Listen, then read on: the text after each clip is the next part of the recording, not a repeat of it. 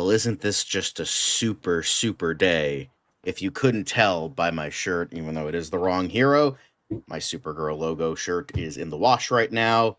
We are reviewing Craig Gillespie's Supergirl. I am, of course, not alone. I am joined by the not super family, but the cool family. I have with me Devin, aka the Cinematic Sterling, Rome, who has been missing for a bit, but he's a busy man, so it was nice to have him finally come back.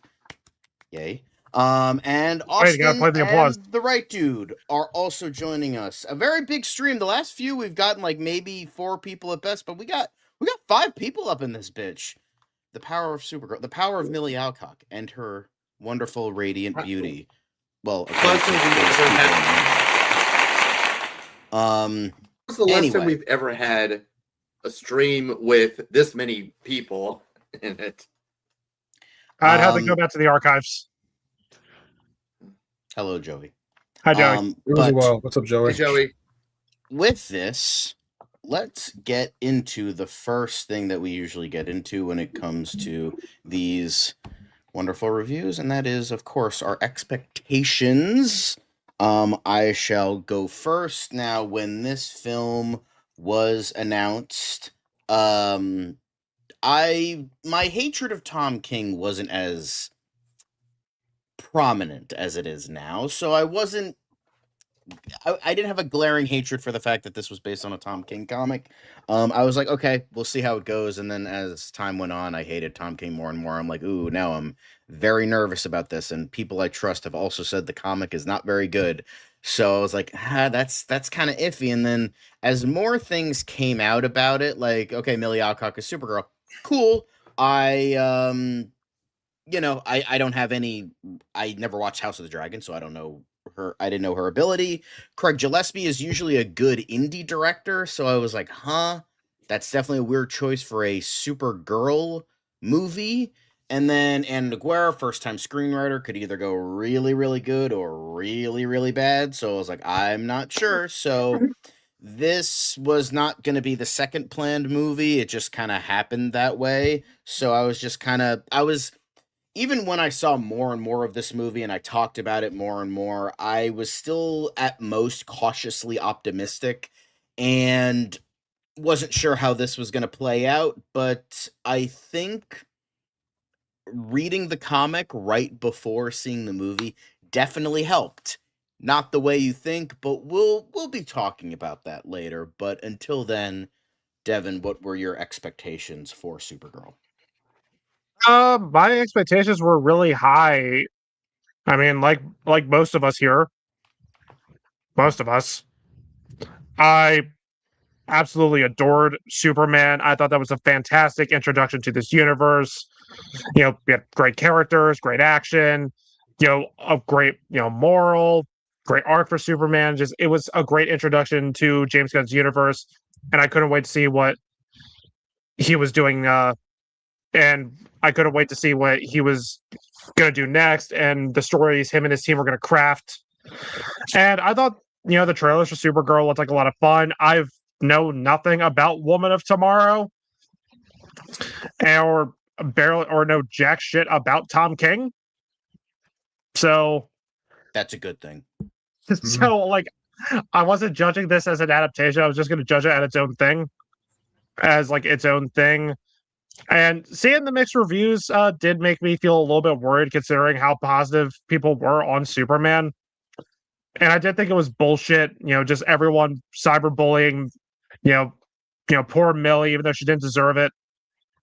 Especially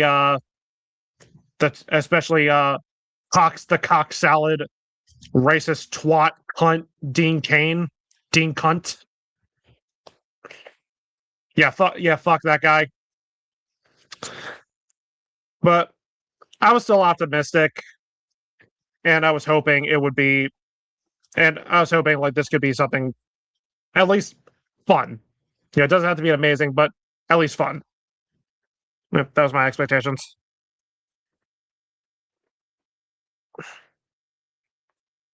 Rome. Now, So, for So my expectations, in the beginning when Millie was cast as Supergirl, I was really excited because I watched her in House of Dragon as Renara. She, was great as Renara. So I knew she had some acting ability for this role, and it made sense because she was now a familiar face and she had some acting ability. And so my expectation wasn't like high, but because of who this actress was and what she's bringing, it made me more excited and intrigued to see what Supergirl was going to be about. But the more I kept seeing, the more I kept seeing about what the story is going to be, and the announcement of like they're going to do the Woman of Tomorrow. Um, that's when my expectation went from not high, but just kind of like content. Like, okay, let me just see how this movie. Let me see. I have to see this. How it's going to be when I first see the movie, and based on what people are telling me, because that's kind of where I was at. Because I like the actress, I like Jason Momoa being cast as Lobo, but my issue was like the villain. Like, how's the villain gonna really make the stakes higher? How's this gonna be a big scale kind of movie? So my expectation was just content until I saw the movie. All right, dude, you're next.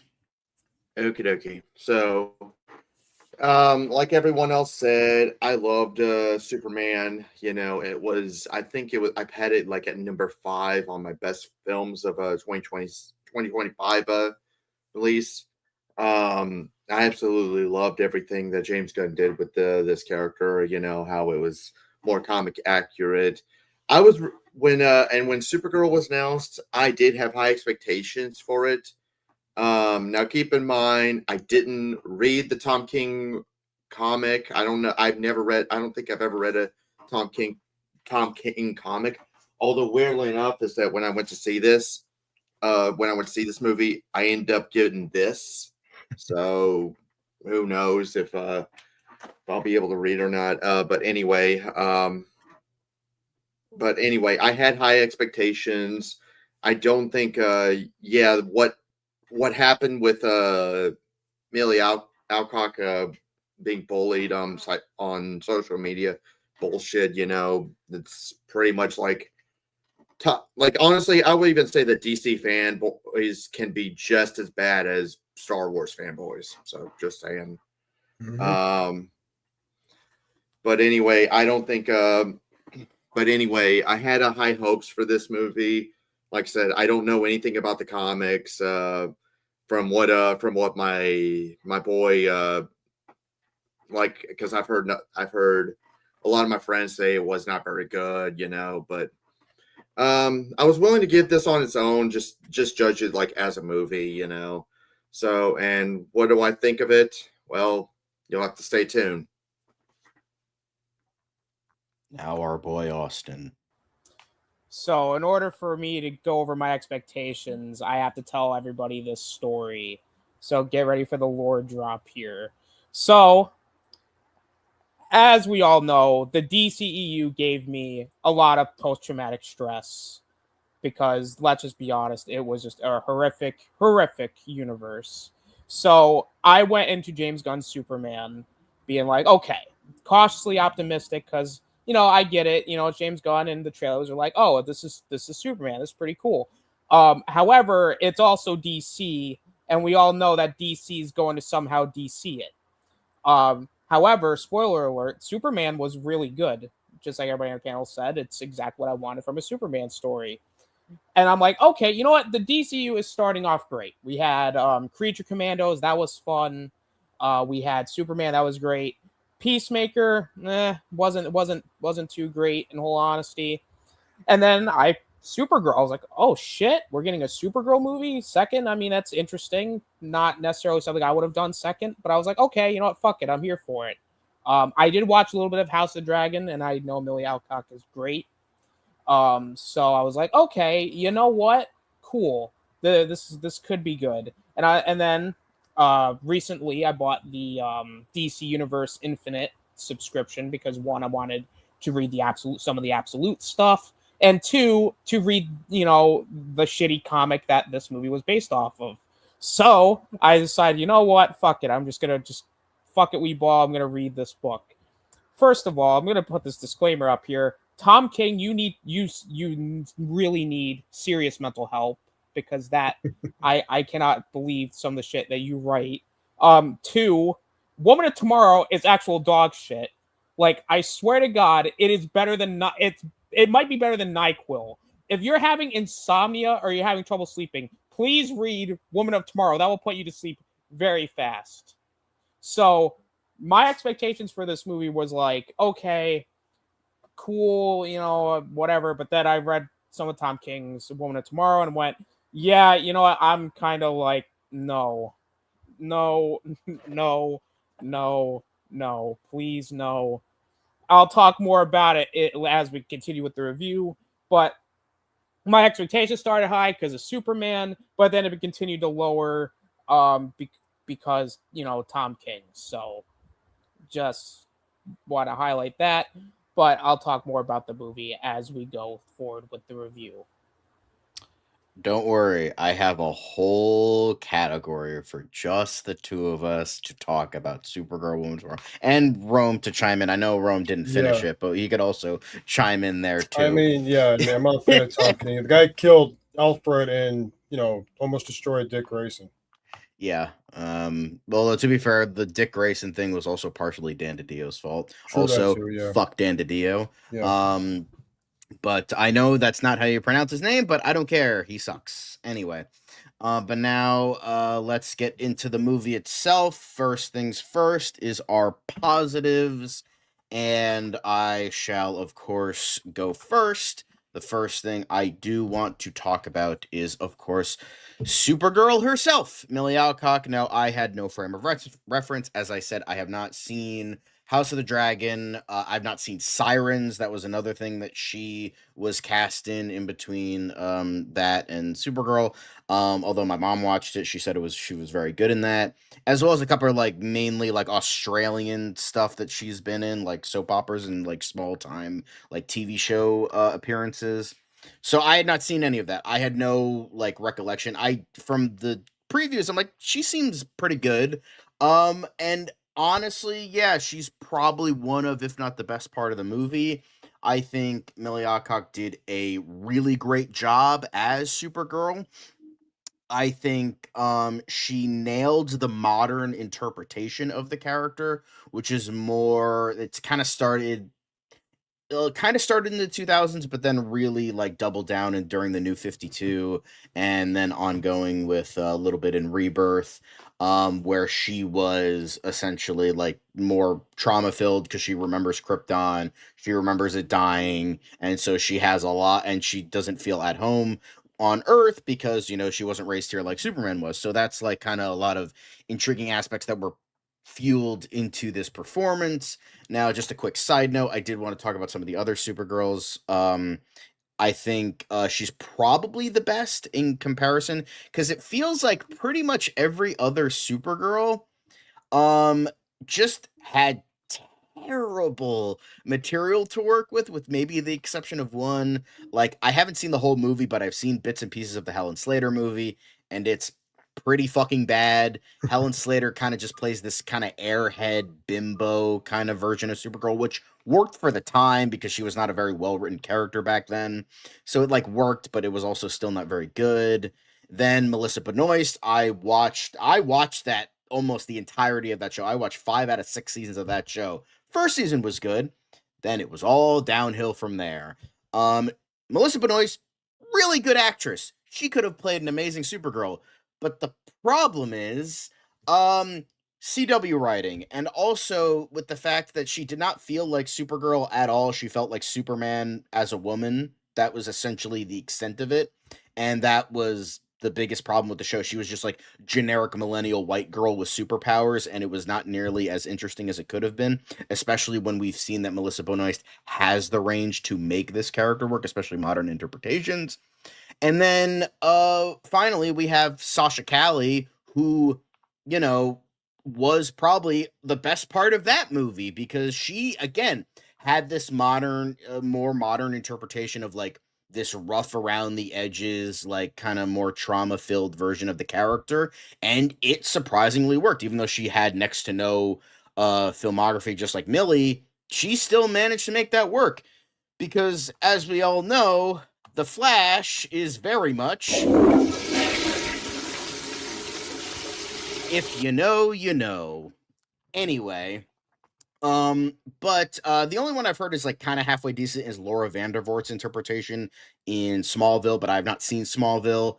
But I've heard that she was good and the writing was actually kind of decent back then. So I've heard that, yeah, she pretty much did the role okay. So she was probably the best in terms of balance.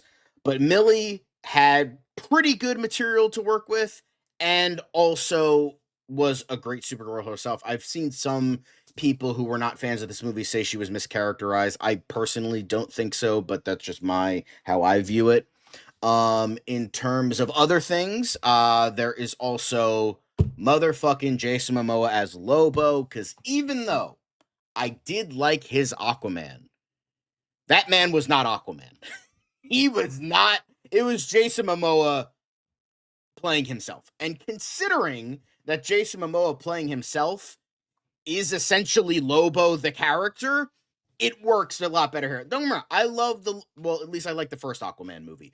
But like that was not Arthur Curry at fucking all. No matter, you can say the movie's great, you could say he's great, fine. That was not the character. That was like total like mischaracterization in terms of Aquaman as a character. But him as Lobo, this man was born in a lab to play Lobo. Like this dude was tweaked perfectly to portray Lobo on the big screen. I honestly, the only other person I can maybe think could do a good job is maybe Carl Urban, but like Jason Momoa is the pitch perfect casting. He was absolutely phenomenal here. He is what I have wanted to see in a live action Lobo for a long time. Even though the guy on Krypton did a pretty good job, this was 100% through and through absolutely Lobo, motherfucking Lobo. So he was great. And then I liked how it was next to nothing like the original comic, because even though the people who have read it on this panel are the exceptions, not the rule, most people like that comic. I can't for the life of me understand why. But we are the exceptions, not the rule. But even then, I liked how it was next to nothing about the comic, because there were a lot of things in the comic I did not care for that I think were pretty much, I wouldn't want to say fixed here, but were not done in this case. And I think it was mainly for the benefit of the film, because it feels more like a straightforward narrative and doesn't do like a million trillion twists at the end, like to make it seem better than it actually is, or Tom King trying to one up his audience or something. So I liked how it was next to nothing like the comic. It was just more straightforward. There was no twists or dumb twists specifically, and it worked. And I really liked that as well. I thought the idea of Supergirl overcoming the trauma of witnessing Argo City essentially fall, I thought that was done pretty well. You could have used a little bit more in certain areas, but for the most part, it was done very, very, very well, and I really liked that. And then I think the score for the most part was good. It's just you don't really hear any of it. You hear it a couple times, but it's mainly needle drops, and the needle drops weren't bad for the most part, and we will get to that soon enough.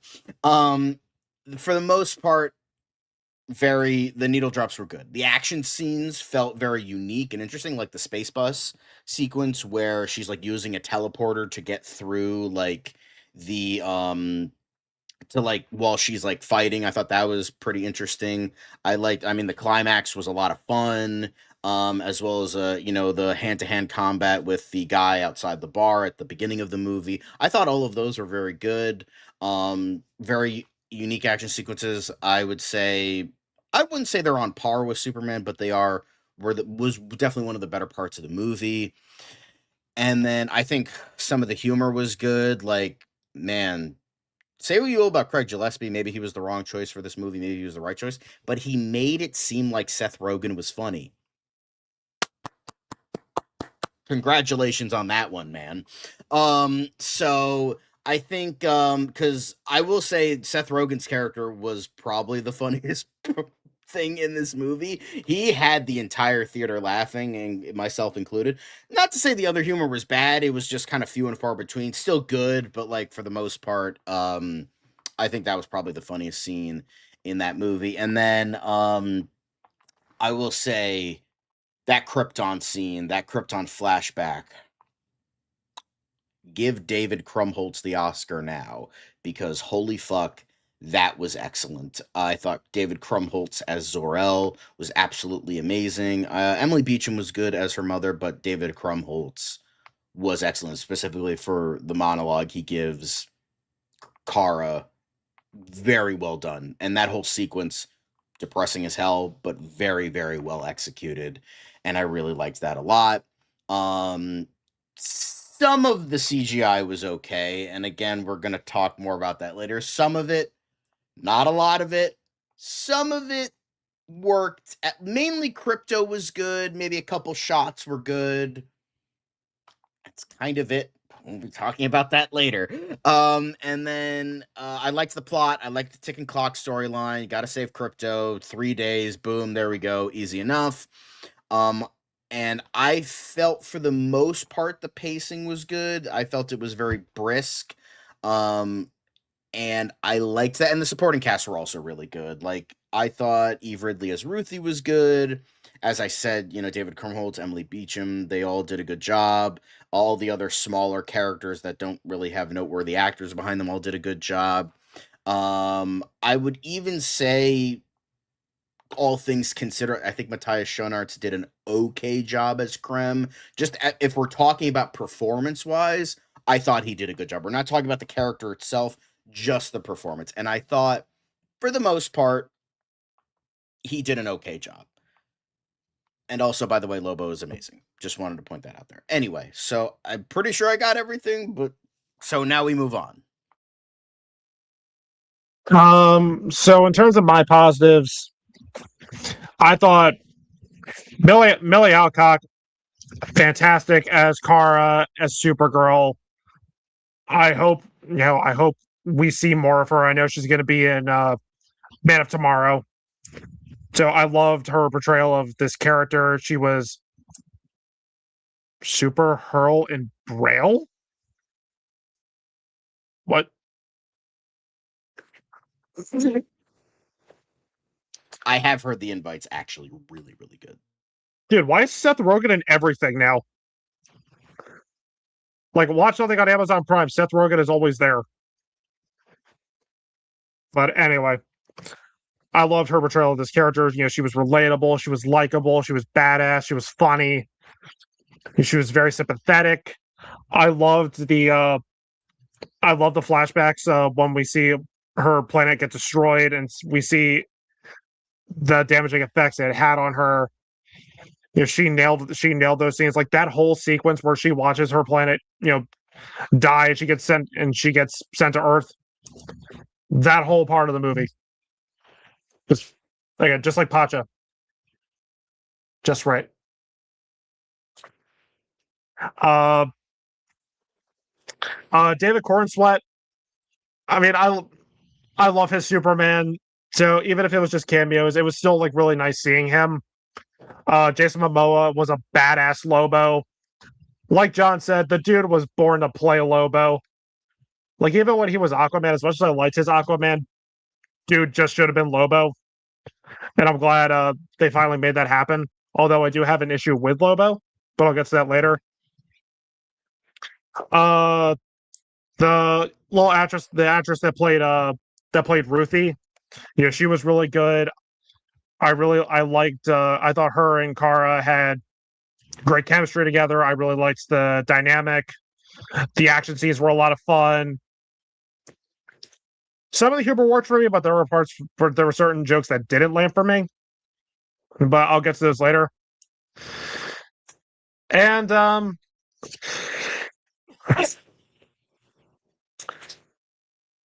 see. I'm trying to think of what else. Oh, and the soundtrack was good, even though, like with John, I would have liked a little bit more score. The bits of soundtrack that we and the Neil Jones did get were pretty fitting, although I will admit I wasn't expecting an over-dramatic cover of The Middle by Jimmy Eat World.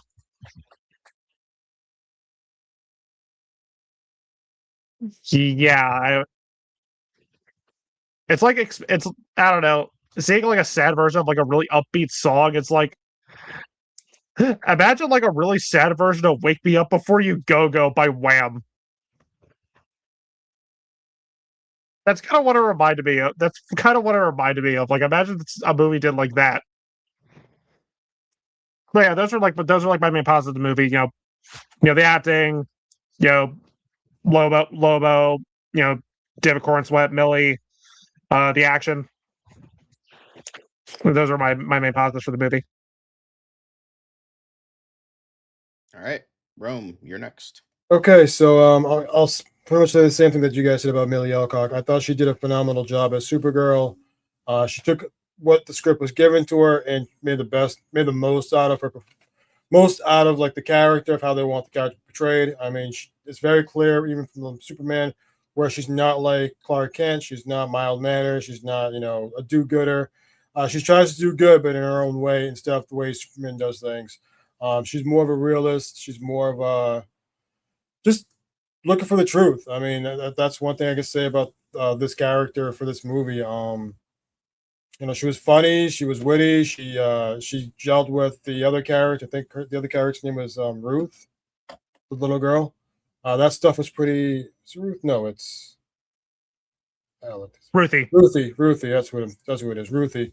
I think their whole thing was pretty cool. I like the chemistry they both had. I like that.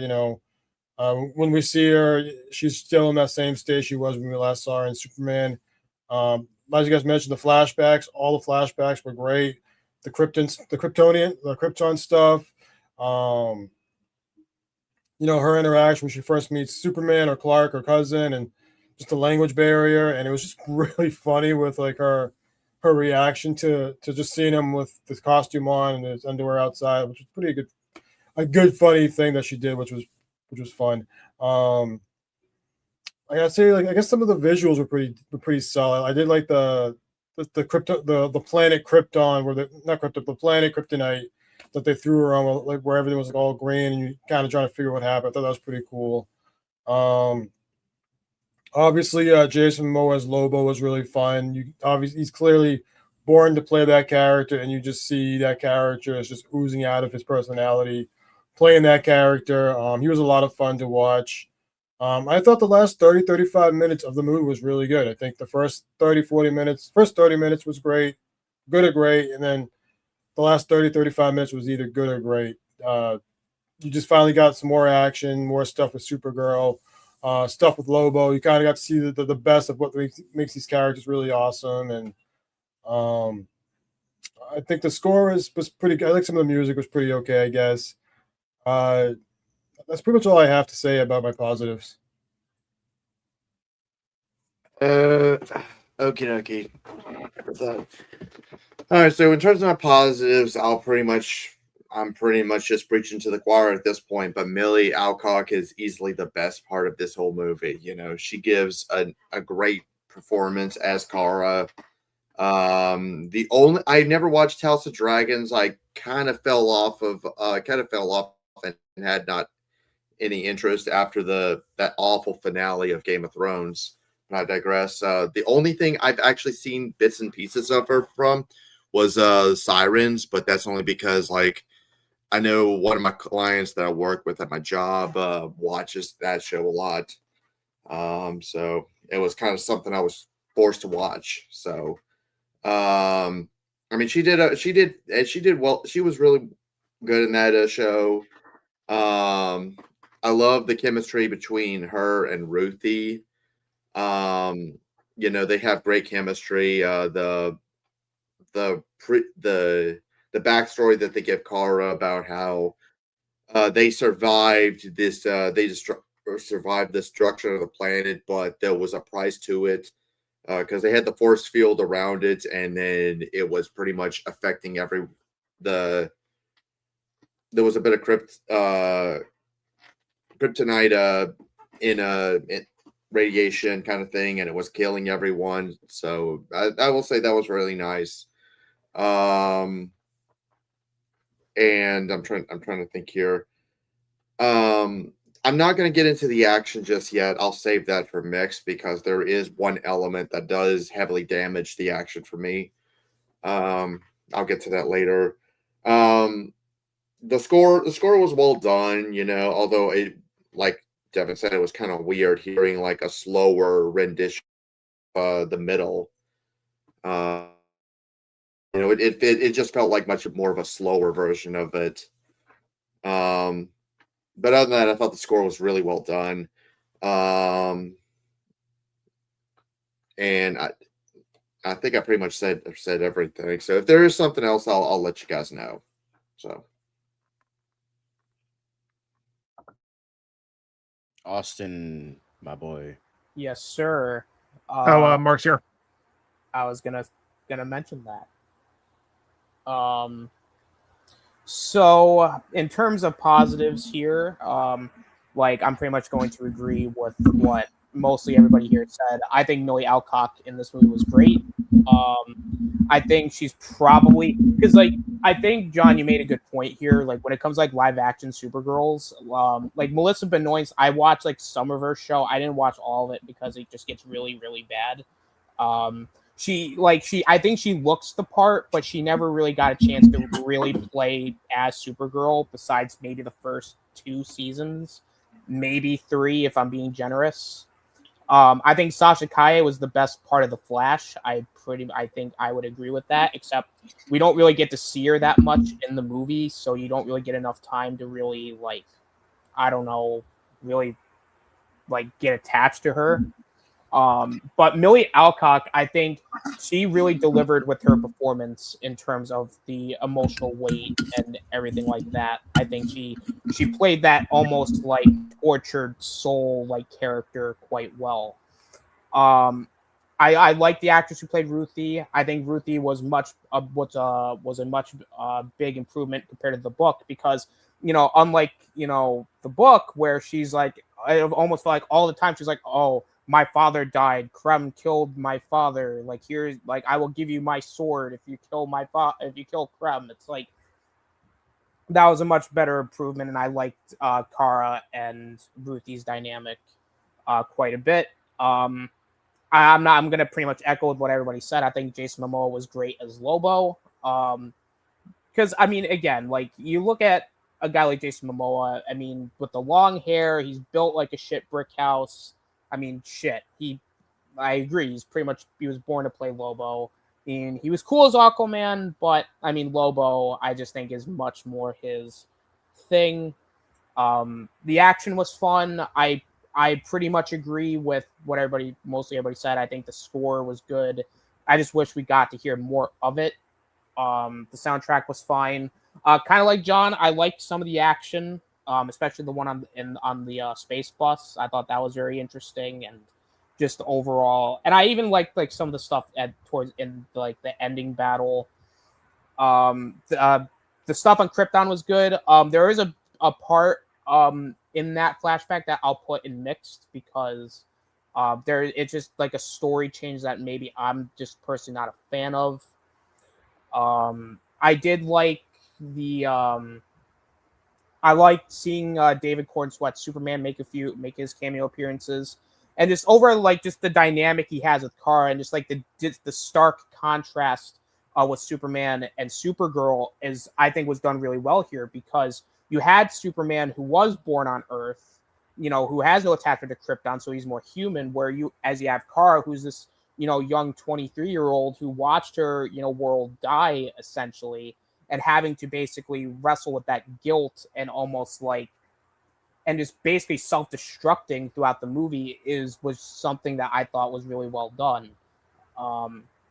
And there were a couple scenes and a couple scenes with dialogue where I thought they nailed it really well. Is one of the scenes was like Ruthie's they were talking about they were in the bar in the tavern, and then he said, and she's like, well, when did you stop feeling angry? And Supergirl says, any day now, which I thought was great. And also I like that it does.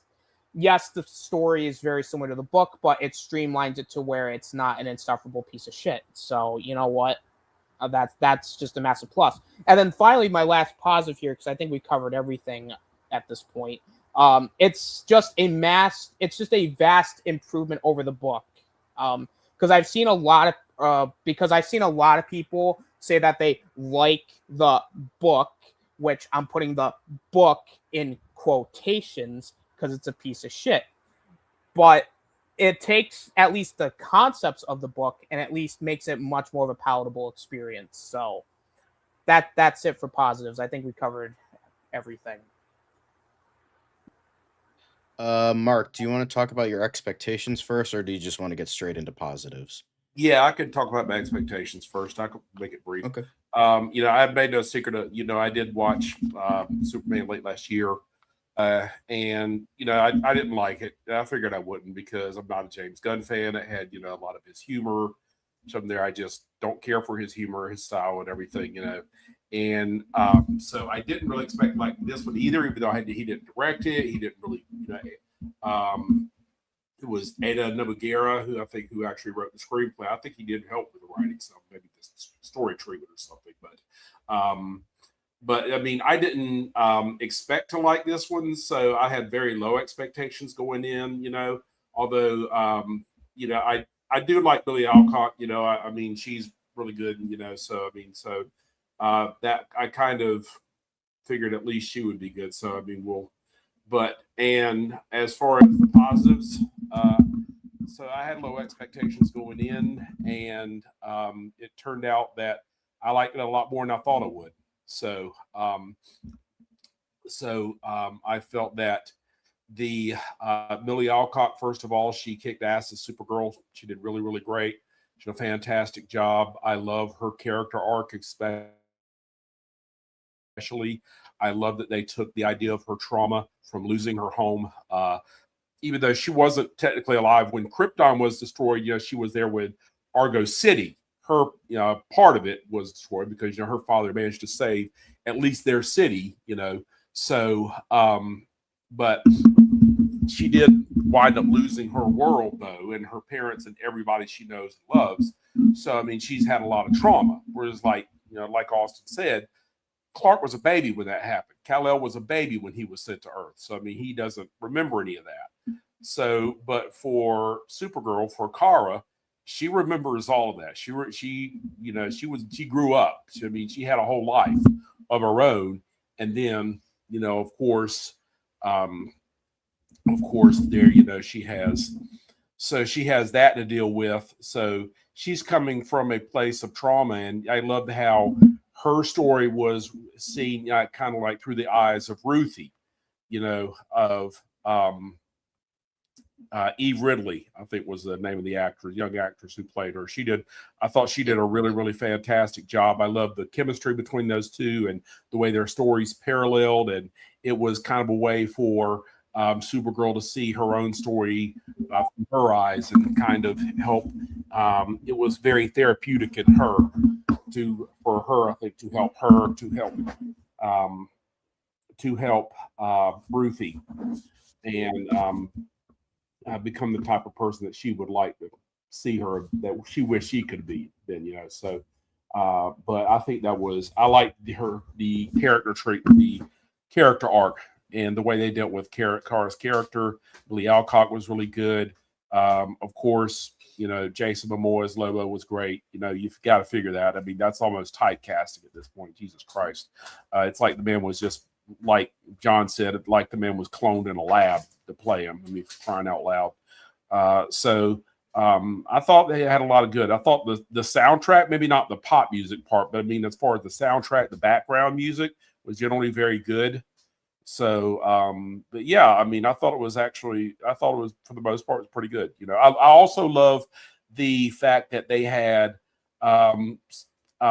sexual trafficking of young girls as a major part of the plot line, which fits with a Supergirl movie. So, I mean, I like that was an important part of the plot. And so I really appreciated that part. So, but yeah, I'd say that's about it for the positives though. So, I mean, but I thought they handled her character really well.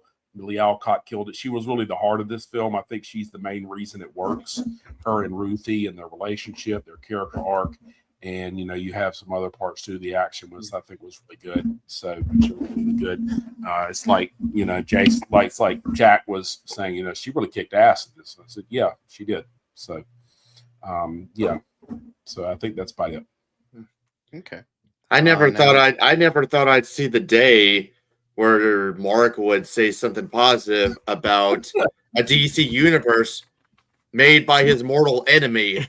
I mean, but it wasn't though, because Craig Gillespie directed this, So I mean, yeah, I mean, James Gunn just produced it. Same thing happening with Lanterns and Clayface, so we'll see how that goes for the rest of the year. But now we move on to mixed, and I do have a couple mixed. I think some of the humor missed. Again, not in like a really bad way. Like it's not like Taika Waititi's levels of like horrific humor writing, but it's still like I'm like, okay, was that supposed to be funny? Oh, okay, it kind of wasn't. But I thought yeah, some of the humor missed a little bit. As some of you already mentioned, the fucking Jimmy Eat World, the middle cover needle drop in that last sequence was really, really stupid. Again, it doesn't break the climax for me, hence why it's only in mixed.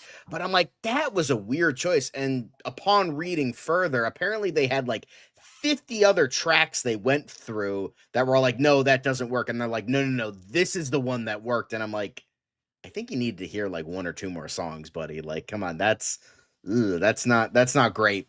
But yeah, so I thought that wasn't great. I think Krem, even though I do think Matthias Schoenaerts did an okay job performance-wise, he is very much a generic bad guy. He's very bland. He's not particularly interesting. He's just kind of evil for the sake of evil, but not in like a Terrence Stamp as General Zod kind of way, who, he's a great actor. And even though General Zod is a pretty one-dimensional villain in the original Superman sequel, he still like put oomph in it he made it memorable. He made it fun. He made it interesting. Matthias Schoenaerts does not have the same capability of acting that Terrence Stamp did.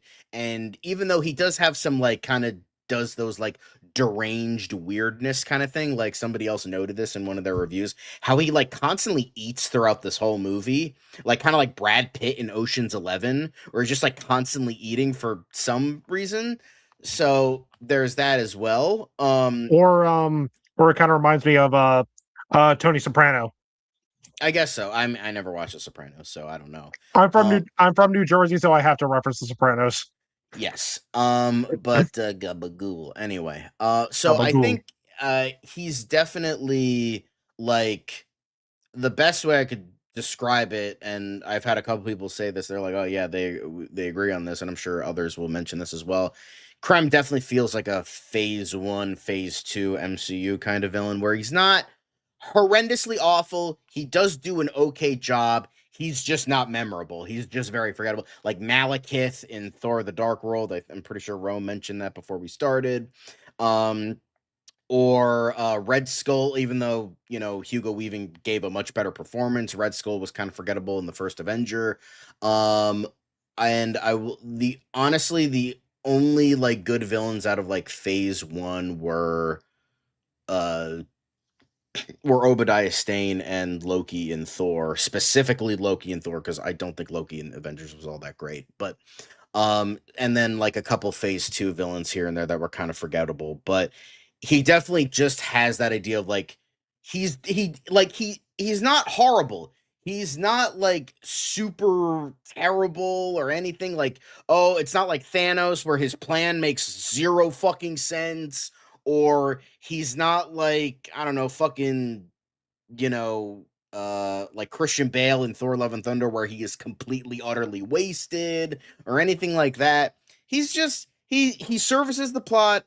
He's creepy and when he needs to be creepy. He's a douchebag when he needs to be a douchebag. I don't mind the look. I know a lot of people didn't like how they changed it from like a normal guy in the comic to like overly creepy with piercings and a weird ponytail and like, teeth and all that shit. I get it. Like it works. It works. I'm not gonna like shake my fist like, he's a menace, he's terrible, he's the worst villain ever. No, he services the plot.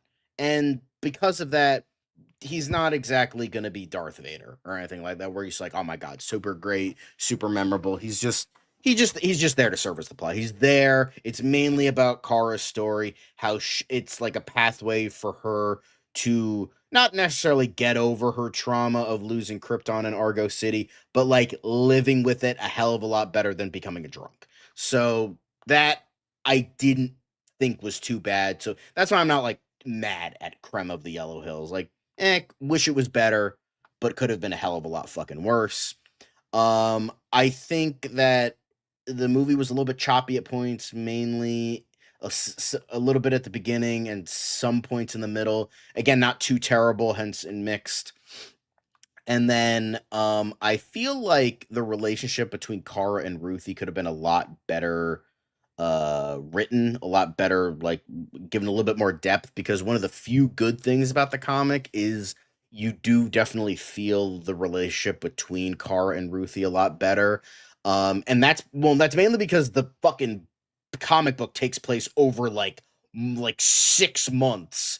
So it's like I would say maybe even at least a year. It doesn't really say how long they're together, but it's at least at the very least like 6 to 8 months.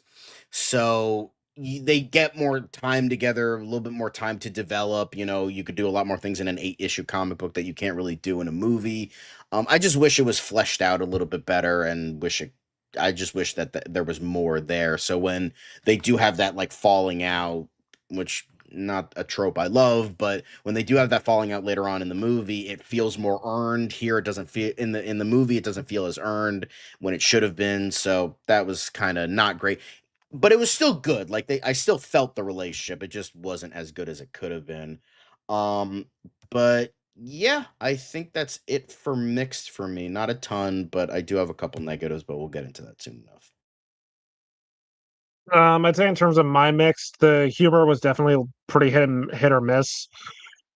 There were some jokes that did land, but there were others that really didn't work for me. Mainly some of the toilet humor, like how one of the first scenes of the movie was Crypto pissing on a picture of Superman, and how like we see Kara taking a piss and the fucking door is open. Like, why? I mean, you guys know I hate those jokes. So whenever I see those in a movie, even if it's a movie I enjoy, I just groan. Like, why is this here? What's the point of this? And also, like I said earlier, like with Seth Rogen, like I swear to God, that dude is in like fucking everything now. Like no matter what, I can never escape Seth Rogen. Yep. And sure enough, there he was, and he was there. So yeah, that's like my main mix is just like the humor. Oh wait, another one is even though I did originally have this in negative, but I'd say this is more mixed. Don't get me wrong, Lobo was fucking awesome. Jason Momoa crushed it in the role. He was perfect. He didn't need to be in this movie. I can see why Clark had his cameos, because I mean, well, his first movie, it was the first movie to launch this universe, and he is related to our main character, so I can see like the reason why he was there. Whereas with Lobo was just here. Like, that's it. Like, say what you want to about the Justice Gang's inclusion in Superman, I at least saw the point of them being in the movie. They served a point to the story and to Clark's arc. Lobo's just, hey, we have other characters in this universe. Here's another character. I actually do have something to say about this, but I'll say it later so other people can speak first. Because I don't think he was as pointless as a lot of people think he was. I mean, fair enough. I'm definitely curious about your point. But those are like the main mix. Like Lobo really didn't need to be in the movie, and some of the humor. All right, Rome, you're next. So for mixes, I only have maybe a couple. I think the big one that I was mixed about was the lighting for the movie. Like there was moments where it was like very dark, very shade, and I had a hard time seeing what was going on. There was a lot, especially with some of the fights, and then some of the scenes with Supergirl walking in darker, like the club areas or bar places, or when she started to a couple of that family who daughter was kidnapped or was trafficking. Just it was hard to see what the hell was going on at times with this movie. First, I thought maybe my theater or was the actual movie. That was one thing that was very mixed about. Some of the character, the creatures and the characters we've seen, some were good and some were not that great looking. You kind of notice a little bit of that with specific spots in the movie. I think the other one will be obviously the humor. There was some humor that worked, some humor that didn't work. I think that's all I have for mixes right now. I don't have anything. I have more negatives than mixes right now. All right, so I'll go and say my mixed. So first of all, let's get the obvious one out. First of all, the humor, as everyone said, it's very hit or miss. Sure, there's some jokes that do land, but others not so much for me. And I didn't mention the action because I wanted to save it for this reason. And I feel like the action could have been a lot better if it wasn't for one element that damages it. And that is, and I know we're not at negatives, but it was something that really damaged it for me. The CGI was so bad. CGI and the green screen were just so awful, and it was honestly kind of hard to enjoy a lot of this action scenes since I knew a lot of the CGI was just so bad and just looked so fake. It honestly, it looked like just like a bad CGI MCU movie, and I'm talking about for any phase, like things like that. It just looked so bad and it just kind of took me out of it. So, Devin already mentioned, yes, Lobo was cool, and Jason Momoa, he did seem like he was having fun playing this character. The problem is that he's so wasted in this movie. He is just so wasted because he only appears for like 5 minutes and that's it. And when you have like a lot of articles and things like that about this movie hyping up Lobo, I know John had talked about Lobo a lot in some of his streams for his other job. So, but I was expecting him to be like a main Geek player, but I honestly felt like you could have just removed him and just nothing would change. So, but I mean, maybe I would like to hear his counterpoint to it. So I know he'll talk about that soon enough, but. Those are like the mixed things. Everything else that I have is I'm gonna say for negatives. So, yeah. All right, and then it's me. I'm just gonna kind of beat a dead horse here real quick. The humor is just very hit or miss. I mean, I kind of like usually with these types of superhero movies, I kind of expect that at this point for the humor to be kind of hit or miss. So I'm not really gonna go too crazy with it. I will agree some of the CGI does look a little wonky, and some of the alien designs are kind of iffy. Rome's brought up a good point that I really didn't like the way the movie looks at points, because the one thing I will give credit to the book is that it's at least very colorful. The artwork is great. You don't really get that here in this movie. It's very much more dull and mute, which is something that I feel like is a little bit of a letdown. I will say that cover song towards the end was just very, very bizarre and just not just something I was like, I don't know how I feel about this. Especially because I think Devin, I think you made a good analogy at the beginning. It's almost like you took like a happy song. Like I'll use an example. Like you're taking like a happy song. Fuck, you could use "Happy" from Pharrell Williams doing like a very sad, depressing cover of it. Because I'm happy. Because I'm happy. Happy. Clap along if you feel like a room without a roof. Please stop. Dear God. We're trying to get viewers, not drive them away.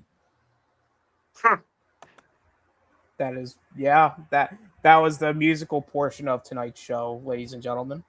Began and end in under 5 seconds, and let's keep it that way. Hey, who sings that song? Jimmy Eat World? Well, let him sing it.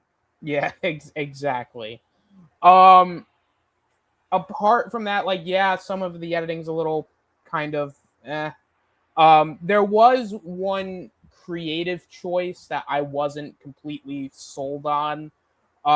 It worked for the movie, but the fact they had like Kara born after Krypton was destroyed, and then like having like it was kind of interesting, like kind of like doing like almost like the Bottle City of Kandor thing.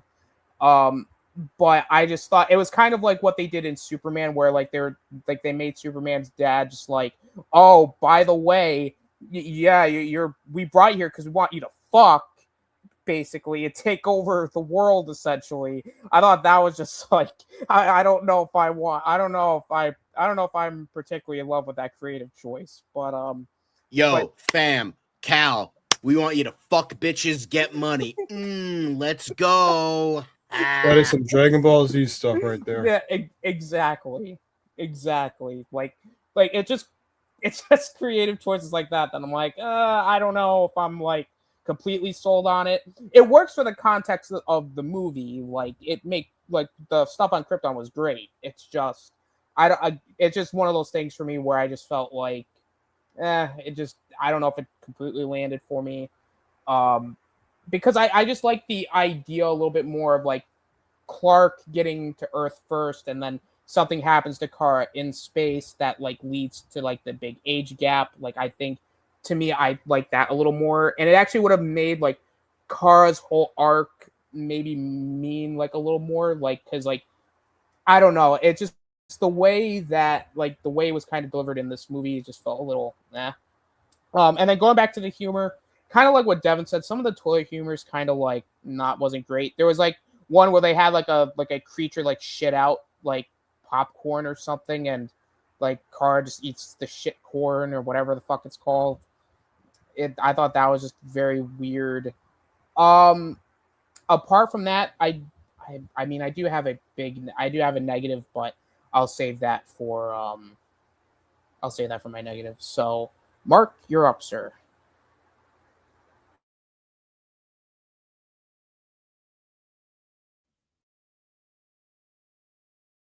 All right, I'm here. God damn. Anyway, okay, mixed. Basically, I got basically three mixed. Basically, kind of the same as him. Some of the pop songs are kind of mixed. I mean, there was the one, I forget which one it was.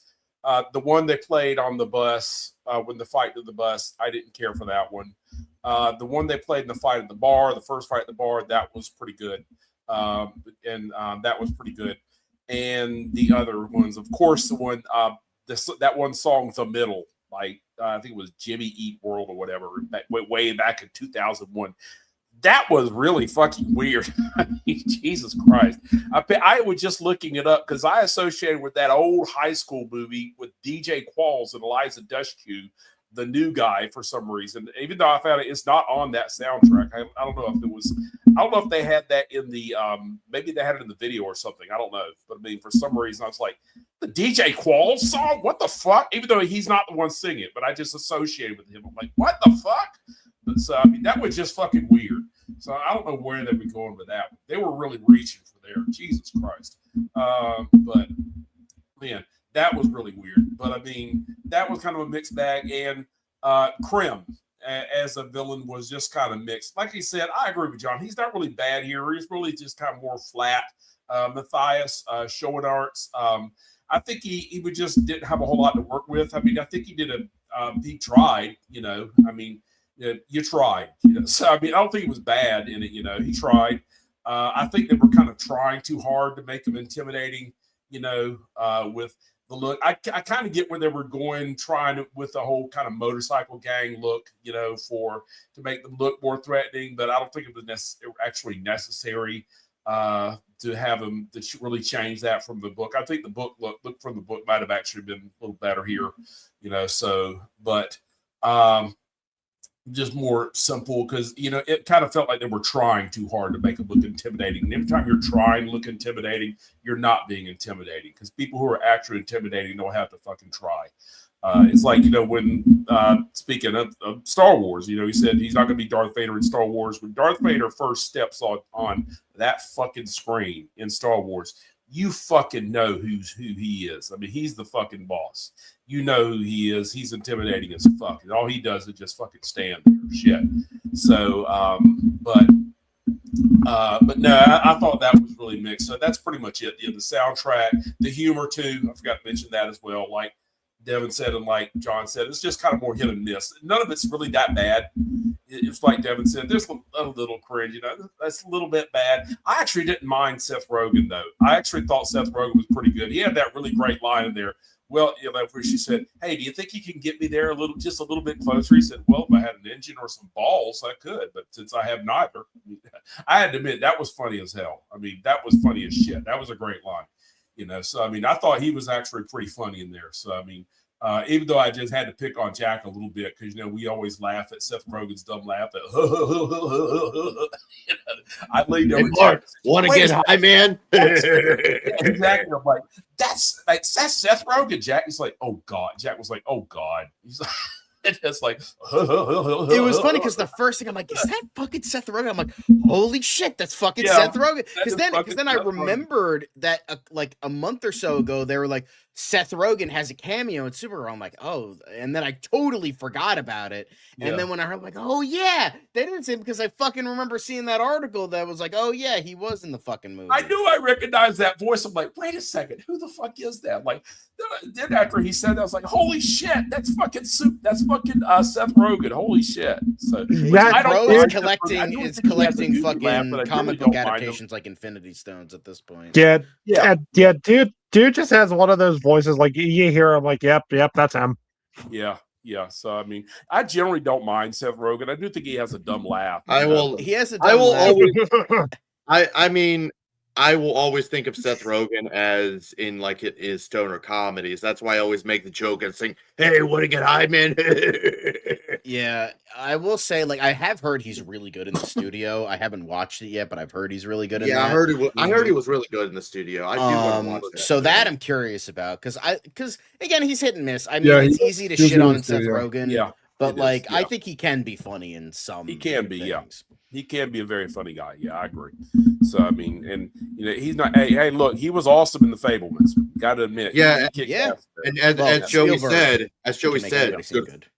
He was really good. Good fortune. Yeah. But and now we move on to the negatives, and there are a few negatives for me. I will say, I was hoping this wasn't the case. But once I saw the movie, I was like, "Oh please let them fix this." And they could, and they just did not. Unlike Superman, where I think they did, for the most part, make it look good. For Supergirl, the fucking CGI, bro, most of it was so fucking bad. Like, the flying scenes were a big one, where, like, for the when you're like, you see Millie Alcock's face, and she's like moving around, and they kind of do the barrel roll shot that was in Superman. I feel like it looked good in Superman. Here it doesn't look as good. I'm like, clearly they definitely did not have as big of a budget, and yeah, it did not work. So with that, the flying scenes, some of the green screen was really bad. Like, I know for some shots they use like the fucking AR wall, the volume, whatever the fuck it's called, the shit they use for Mandalorian, the Mandalorian show. I know they used it for 1899 as well, where it's like this big fucking giant screen of like, where they can like put landscapes on it, and it'll look more real than green screen, but not as good as like practical locations. But like, I think maybe that might feed into some of the lighting, what Rome was saying before. It just did not look good. Like, it was just so distracting. Like, for instance, there was the scene when Kara gets to Earth for the first time, and we see it like talking with Superman. I literally saw the behind the scenes of that shot, and that shot is like practical. Like, obviously not the Fortress of Solitude in the background, but that was shot in, I think it was someplace in because I know they shot it, I think, in Norway in the original Superman movie, but it was shot somewhere else for Supergirl. I think it might have been in I don't remember where it was, but So they were shooting there, and it was 100% a practical scene. Yet for somehow in the movie, it looks fake. How the fuck do you make a practical location look fake? How do you even do that? And that goes down to like the editing and the how the VFX artists work, the lighting, the colorists. It just a magical catastrophe of ass. Like it just somehow you make a practical location look fake and it just looks off. Like and it's a shame because most of the practicals in the movie, like the pyrotechnics, the choreography, the a lot of the fight scenes that don't use CGI, and a lot of like like easy stuff. Like there's some flying scene, like some of the planets, landscapes, they look pretty good. Like I mentioned that in positives that some of the CGI does look good, but like I would say like 75% of it looks like dog water. Like I'm like, guys, this is $175 million. It does not look like that at all. It's like, come on, like that's we're getting into like phase 3 Marvel at this point. It just does not look good.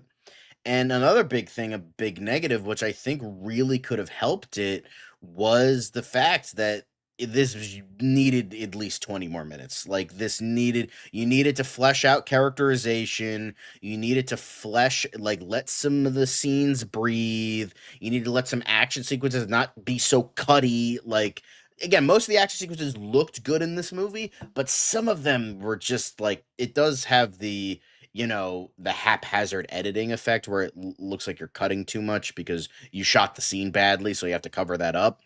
But for the most part, the actions look okay. It's just some scenes were like iffy with that, and but you needed to let more of the time breathe. Then it would have had less obvious cuts, less weird editing, less of that. So I think like maybe 20 more minutes could have 50, maybe even fucking just 10 minutes, make it an even 2 hours would have benefited this movie immensely because I feel like it really needed some extra time to let things breathe. And I do remember seeing after the fact, now who knows if this is true or not, this is going off of internet, we don't know if it's true. But I remember seeing, but this does lean up with some of the test screening as I was reading about some months back that apparently it was more heavily implied that Krem was a pedophile, that he specifically wanted Ruthie to be his bride, and that more of the sex trafficking, human trafficking stuff was a lot more dark and a lot more on the nose and a lot more creepy. So I feel like maybe that would have made Krem more memorable. I feel like that could have made the threat more interesting. I understand why they cut it because probably that would have made it an R-rated movie because it's a lot more fucked up, and they are trying to sell this to as many people as they can. But maybe it could have, that extra time could have benefited some stuff and made it Krem more memorable and made the movie feel less choppy at the very least. So yeah, those are probably my biggest negatives. Um, so yeah, I think I don't think there's anything else for me like in terms of something that was like bad. Like the CGI and using more time would have benefited the movie a lot. But yeah, I think that's it for me. So Devin. So I do have to say, even though yes, there were things I did like about this movie, considering how much I absolutely loved Superman, this was a pretty big step down. Like my biggest issue with the movie, hands down, was the pacing. This movie was way too rushed. You can tell like there was a lot that was cut that could have benefited this movie, that maybe could have added extra character development, maybe some extra action scenes. I don't know, just like only like what the movie was, what, like only an hour, like 49 minutes. It could have used an extra 20 minutes, maybe a half hour, because even though like Superman was 2 hours, the runtime helped. I mean, not every comic book movie needs to be like 2 hours 20 minutes or 2.5 hours. I think Superman was a little bit longer than 2 hours. I think it was like 2 hour 15, maybe a little bit longer. So it wasn't just 2 hours. Yeah, like I mean, like not every comic book movie needs to be like 2.5 hours now. Like I'm not asking it to be that long, but just something, just add something a little bit more, so we can develop this more. And I thought the villain in this fucking sucked. What was his name? Creme de la creme, cream fraiche. Creme of the Yellow Hills. Yeah, creme fraiche. The dude sucked. Like he was, like he wasn't threatening. He wasn't intimidating. Like John said in his video, like he feels like one of like the crappy or forgettable MCU villains in like phase 1 or phase 2 or phase 3. Like this dude is like along the lines of like blue guy from Guardians of the Galaxy, elf guy from Thor: The Dark World, or purple eyes guy from Doctor Strange. Like barely anything stands out about him, and the dude has the potential to be a threatening villain. I mean, the guy is basically the guy is a sex trafficker. That's awful. That's terrifying. Why am I not intimidated by this guy? Like he doesn't work for me at all. I mean, Nicholas Hoult, like as Nicholas Holt's Lex Luthor, that was a fantastic villain. I don't. I mean, I know they're adapting Woman of Tomorrow. I don't know if Creme de la Creme is better in the comic. I know he just looks like a regular guy. But here they made him look more like an alien. But just he didn't stand out to me. I think they could have used a better villain. The CGI was terrible. I mean, in terms of DC movies, I don't think any DC movie CGI could ever be worse than The Flash. But yeah, there's no wet noodle runs. But the green screen was really noticeable, especially during the flying scenes. Like there are certain times where Kara looked like plastic, like when she was flying. Like it's super noticeable. Some of the aliens, they have cool designs, but again, the wonky CGI kind of ruins it. And I'm gonna say something. It might sound weird, but hear me out. The ending of this movie kind of gave me Batman Forever vibes. Explain. So, Kara is telling Ruthie, revenge isn't worth it. Don't kill him. Don't kill Creme de la Creme. But I can.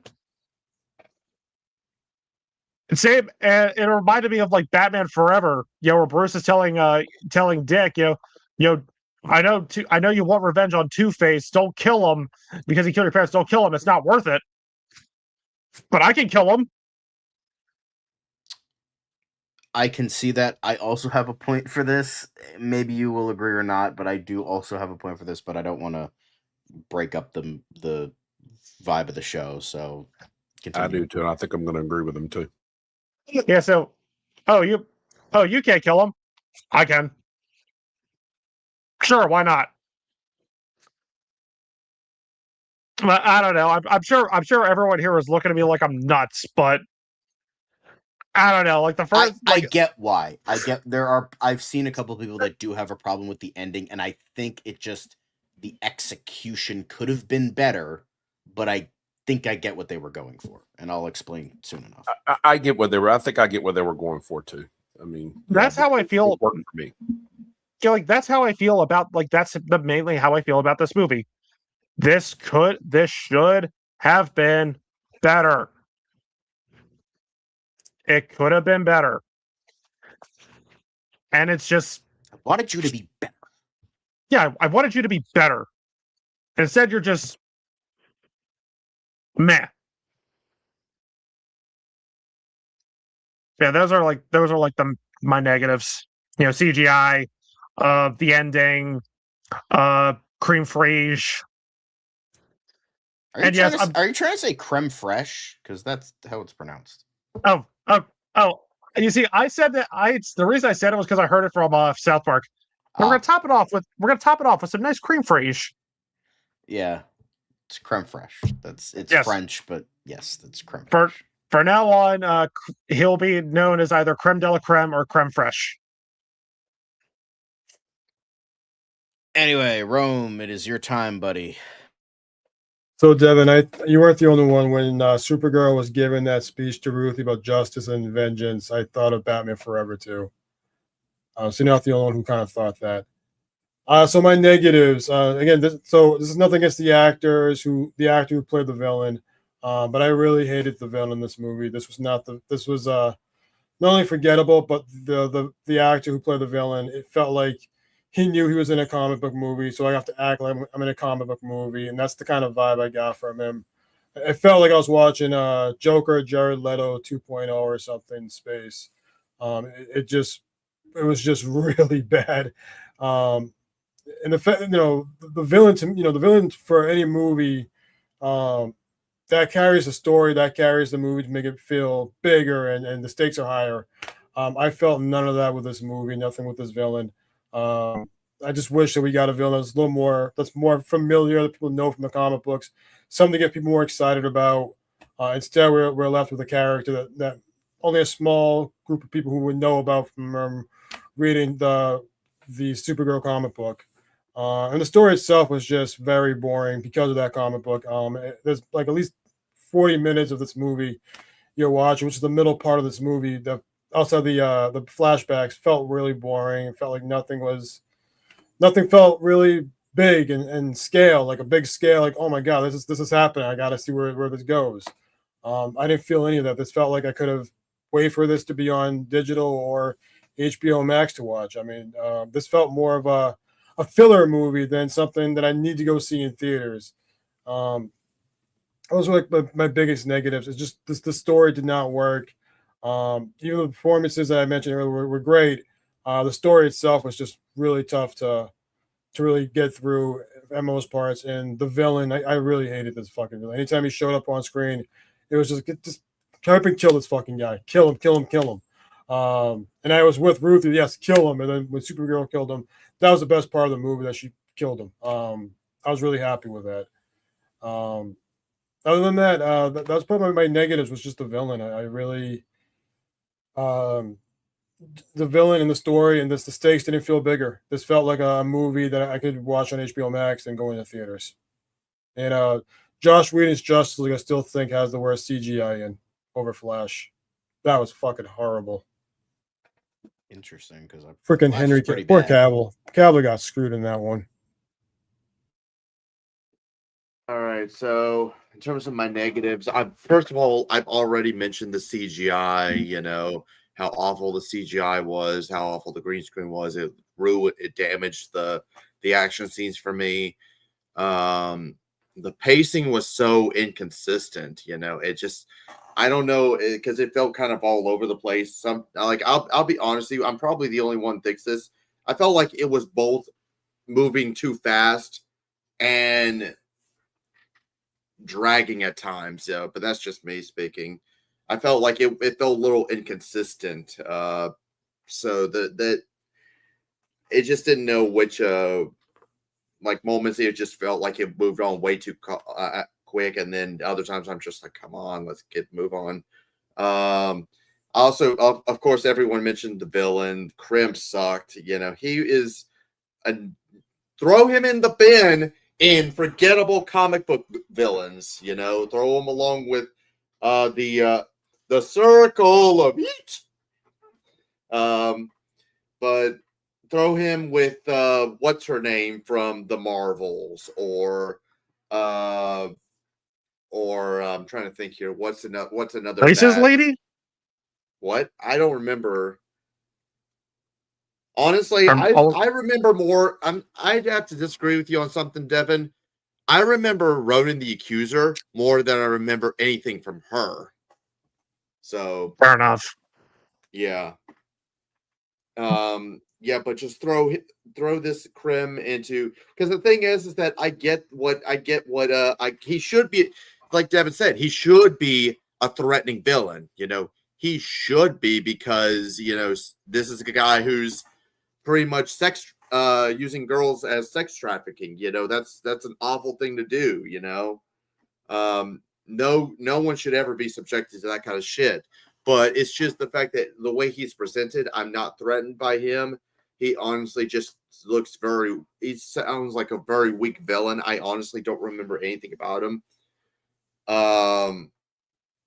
Like Devin said, he was like creme de la creme, or maybe you could even make a Kremlin joke from the Donkey Kong video game franchise. But yeah, he sucked as a villain. I don't remember anything about him. Like I said, just toss him into the bin of forgettable comic book villains that we've had in movies lately. And I did mention, like I said, I mentioned CGI. I did mention about how useless, how wasted Lobo was, even though the advertising pretty much was hyping the hell out of him up. I pretty much went through all my negatives, so that's. I mean, if I have any more, I'll let you know about it. I don't want to filibuster this entire time. So, Austin. Yeah, I'm pretty much gonna agree with pretty much most of the people here. Krem is just a boring villain. I mean, to be fair, he's also boring in the book. So I mean, hey, the one thing that had to be taken from the book had to be the boring villain, I guess. So good job, guys. You accomplished your job. I'll give you a little golf clap for doing that. Secondly, this isn't necessarily pertaining to the movie, but this is pertaining to the universe at large. But can someone at DC get a clue and not let Tom King do anything more for this universe, please? And thank you, because Rome said it best. Why this movie felt like a very much like not like really eventful movie. It felt more like it's like, I think someone made a comparison that this almost feels like the Incredible Hulk. But unironically, I like the Incredible Hulk more than I like this movie. I was gonna say, don't disparage my green boy over there. Yeah, Incredible Hulk is amazing.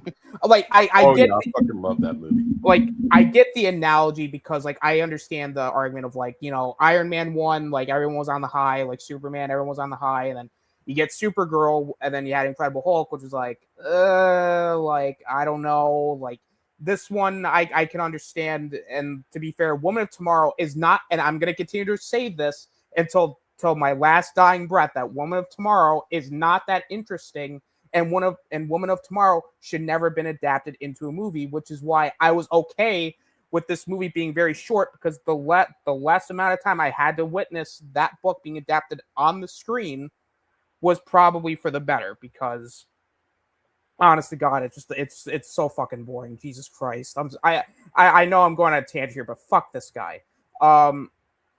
Look, at the end of the day, it's not a like, but even like with Krem, like it's more so about Kara's story than it really is about Krem anyway. So like I can give it somewhat of a pass, but regardless, it's just get Tom King away from this shit. Like there's a reason why I'm not excited for Lanterns anymore, because Tom King's like gonna be completely got his fucking. It's a 1-2 punch of Tom King and Damon Lindelof. Yeah. Oh, fuck. Come on. And even Austin. worse. And the Austin, man who ruined Tomorrowland. Are you excited? And Austin, are you excited about hosting that review? Yeah, I'll make sure I'll be like drunk off my ass during the review, so that way I don't have to. I need to get some good fucking weed for that, because I need to. Hey, that weed would contain more green than the entire Green Lanterns trailer. So. Exactly. You mean No Country every for Old day. Lanterns? Don't disparage feel- No Country for Old Men like that. It doesn't deserve that. I feel Lanterns needs to be a success after Supergirl. It needs a It win. won't be, because Lantern looks. Lanterns You know is what I. Oh, sorry. Clayface exists, and I'll leave it at that. Yeah. Thank Yeah. God. Yeah.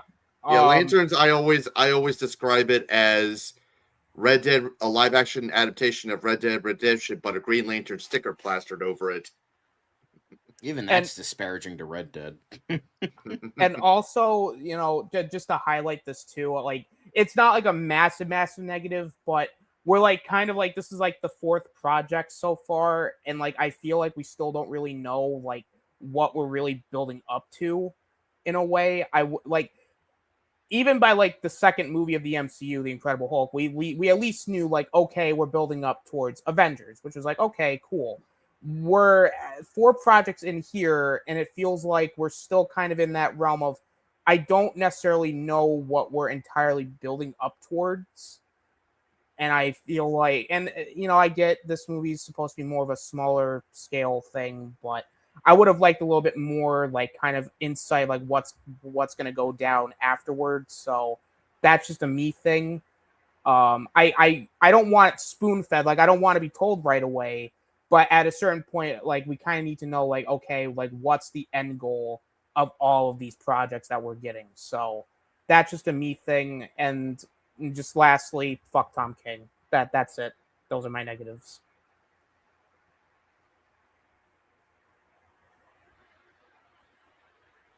All right. And Marky last Mark. but not least, I actually, and yeah, me guys, I'm old. I almost never complain about the CGI. I mean, so it did not bother me here. It really did not. I don't think the look of the film was that great. I don't think it was necessarily bad either. I thought it was just kind of, it was there, I actually thought this worked better for me than the look in Superman, by the way, because I mean, I thought the look in Superman was just too bright and garish and in your face. It was just too, how do I say it? It's just, it's just too bright, I guess. I mean, I don't know exactly how to say it, but I thought this one had a little more subdued look to it. I love the trench coat look for her. I fucking love that.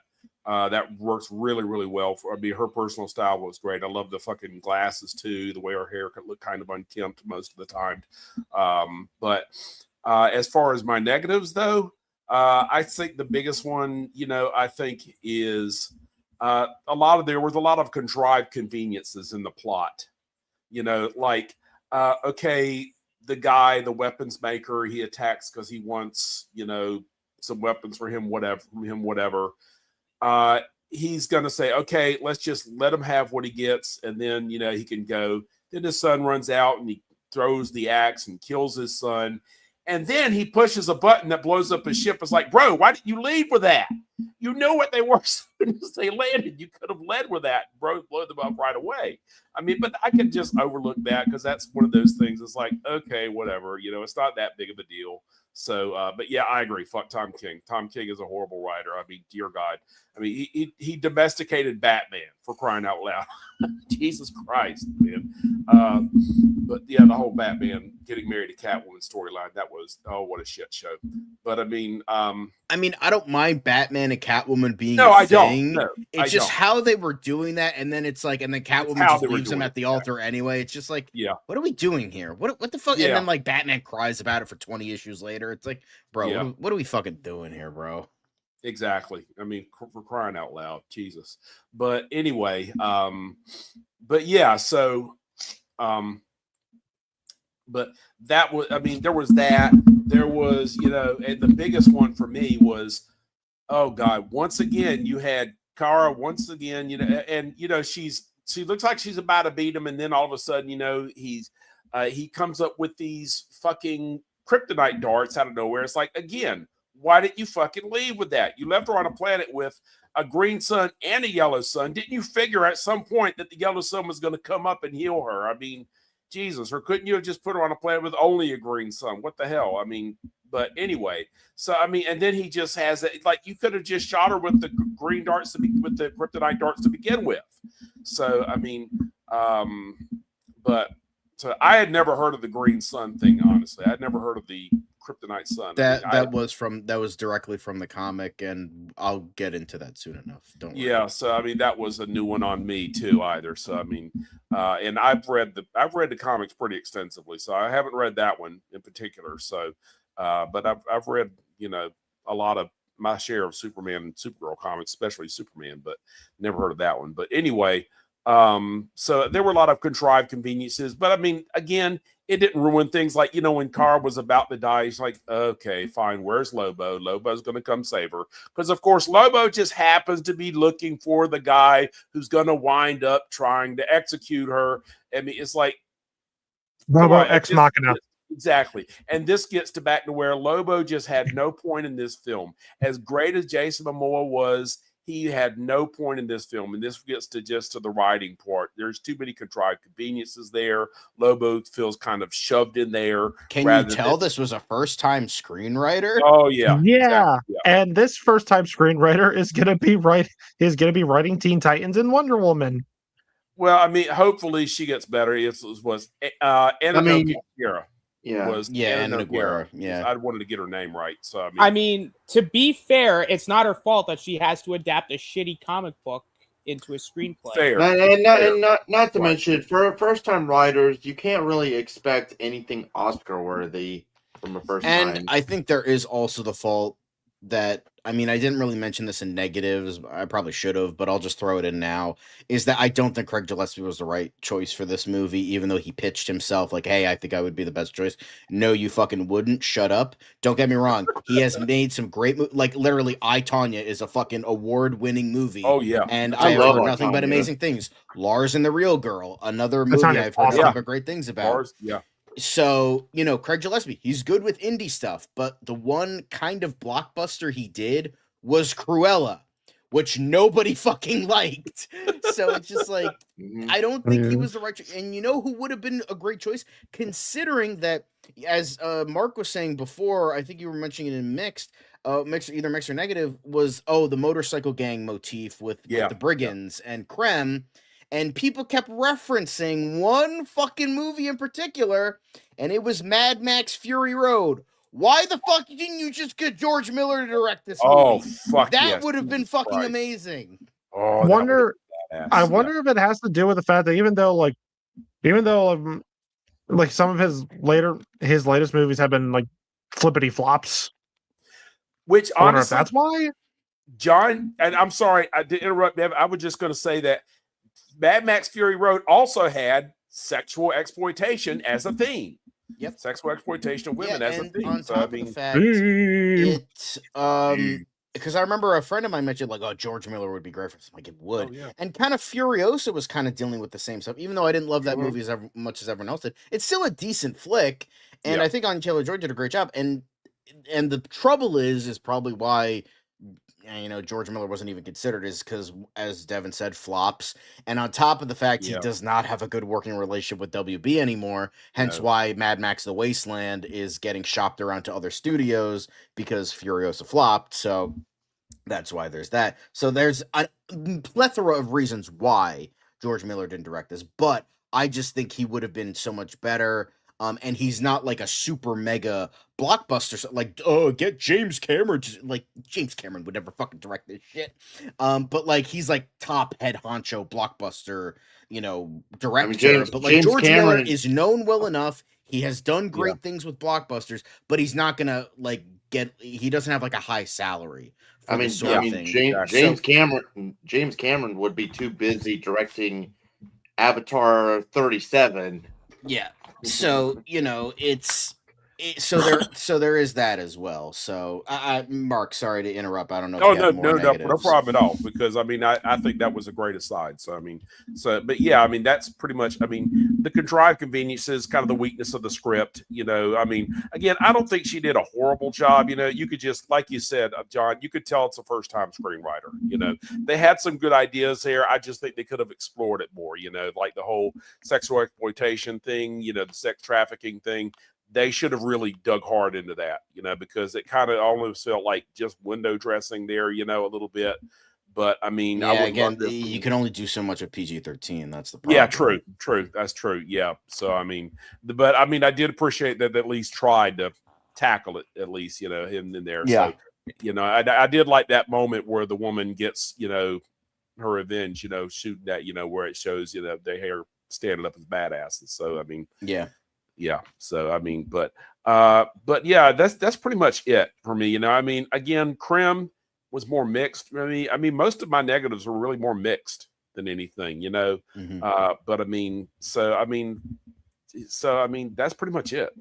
So Okay. Yeah. So before we get into the next point that I have, I did want to mention the two things about Lobo being pointless and the ending. So I did want to talk about this. Now, if you still think Lobo's pointless, that's fine. If you still don't like the ending, that's fine too. This is just how I see it. Now, Lobo, I think, does serve a point because now you could blame this on the plot contrivances that Mark talked about. Maybe it means something, I don't know. But the first point, if it wasn't for Lobo um coming in and essentially breaking all the brides out, it wouldn't have led to the whole fight scene. It wouldn't have led to the girl and her parents dying by Krem's hand. It wouldn't have led to Ruthie and Kara's fight, and that wouldn't have led Kara to eventually say no more bullshit, beat up the guy for the information, and then go to the planet where Krem is. So it's because of all of that domino effect. It was because of Lobo that Kara got to the planet with Krem and the brigands in the final showdown. So there is that. So he does serve a little bit of a point there. But then there was also the idea, someone else mentioned this, and I thought this was a really good aside, how during the entire final climax, with Kara, Ruthie, and Lobo fighting the brigands and Krem, there is a fight for Ruthie's morality. And in that fight, you have Kara and Lobo being the angel and the devil on Ruthie's shoulders. You have Kara pulling her away from revenge is going to take you over. You can't kill him. This isn't the way to do things. I know he's done a lot of terrible things. I know he's done a lot of horrible things to you and to other people, but you can't do this. You have to take the high road, all that shit. But then you have Lobo, who doesn't give a flying fuck, and he's just like, no, fucking kill the asshole. They fucking killed your family. You don't, he does, you don't deserve that, blah, blah, all this shit. So it was essentially during that whole fight scene, it was Ruthie kind of going into two different directions of like Kara trying to win her over, which she does eventually win her over. But Lobo was the one that was pulling Ruthie away from the light and eventually going into that place of darkness and killing Krem herself. So to say Lobo is pointless, I don't agree with that. I do think Lobo That's a good did point. serve a point. And the thing is, if you replace him with any other character, people wouldn't be complaining this hard. However, I do understand Rob's point about it because I don't think it was a film issue. It was a marketing issue. I think they knew that Millie Alcock couldn't sell this movie. I don't blame that on her because she's only has two major Fair. TV shows under her belt and isn't a known star. But you know who is a known star? The guy who got a win for DC last year with Superman, and Jason Momoa, who was, need we forget this? The guy who literally gave DC their highest grossing movie of all time Yeah. with Aquaman. So who are you gonna sell? Girl who's not been in a lot of shit, or the two guys that got DC two major wins? You're Who you going to gonna sell those call? two guys. And with that, now, do I think that that's a bad thing? Absolutely. If Lobo was only going to be in the movie for 5 to 10 minutes, you shouldn't have sold him this hard, especially with him giving him popcorn buckets and Funko Pops, action figures, and all that shit. But I don't blame that on the film. I blame that on the marketing. So I think, like, it would be interesting if someone to rewatch this movie many years later and not have the marketing in their head to see if you see that same thing of like Lobo being pointless. But don't worry. Rob, I get what you're saying. I'm not saying you're not like incorrect. I'm not saying that at all. I get why people were mad about Lobo because they market him to hit him way too hard. And that was a big issue. But I feel like that's more marketing than the film itself. So I don't blame the film for that. I blame the marketing.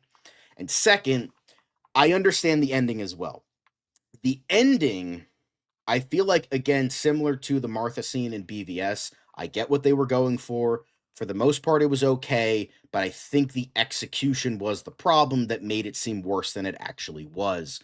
And I think, again, my interpretation, and maybe you can share this, maybe you disagree, that's all okay. This is a discussion, that's the whole point, is my feeling was like, not just oh, you don't kill, but it's okay for me to kill. I think it's like Kara sees herself in Ruthie. That's literally the basis of this whole thing. That's very obvious. We know that. Like, she is essentially almost the same age from when Kara saw Argo City die. Ruthie's 13. Kara was 15 when she landed on Earth. She's alone, except for, Clark and all that stuff. So she sees herself in her, and she sees the pain and suffering that this all caused.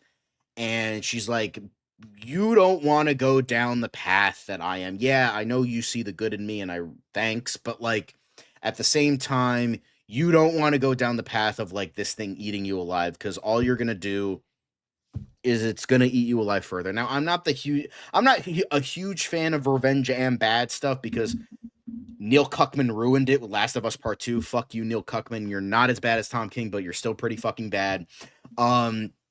So, and with how Last of Us Part 2 executed the idea of revenge and bad is just, I hate how they did that. So it's tainted that idea for me. However, I can separate that and say, I can see what they were going for. Like, you don't want this because you don't want to become the worst parts of me.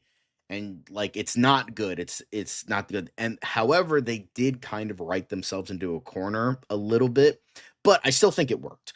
So Kara, she's like, I think what they were going for with her is like, I can handle this burden. I've seen a lot of pain, I've seen a lot of suffering, but the fact that she does go home and stay with Clark, like, I need to be around people. I understand. And the literally the whole point of the kill is like, she's like, yeah, I can't go that far. Essentially what Zack Snyder was trying to do with Man of Steel. Exactly. I think it was, again, I still don't like the idea of Superman killing, but again, I understand what Zack Snyder was going for. I don't think there needs to be a reason why Superman has a no-kill rule, but again, it's all about the execution. I don't think any of these scenes were executed well, but I'm just saying this is what they were going for. Like, hey, I realize that I can't do these things. I can't let this guy go. I can't, let this guy go because he's like, this is what you did. I'm going to save you from this pain. I can handle it, but at the same time, you know what? I need to not go down this path again, and I'm going to be with Clark because Clark sees the good in everyone, and I need to be around that kind of positive influence so I don't go down that path. Only for it to be kind of ruined with Brainiac, especially if they're going down the way of Brainiac killing Krypton, because, hoo boy, if they're going down that path, then Kara versus Brainiac is gonna be insane. Anyway, but that's beside the point. Anyway. I just wanted to say, John, that I agree wholeheartedly. I thought the ending works very well. I saw it as, I could be the bad guy because I don't want you to be. Yeah.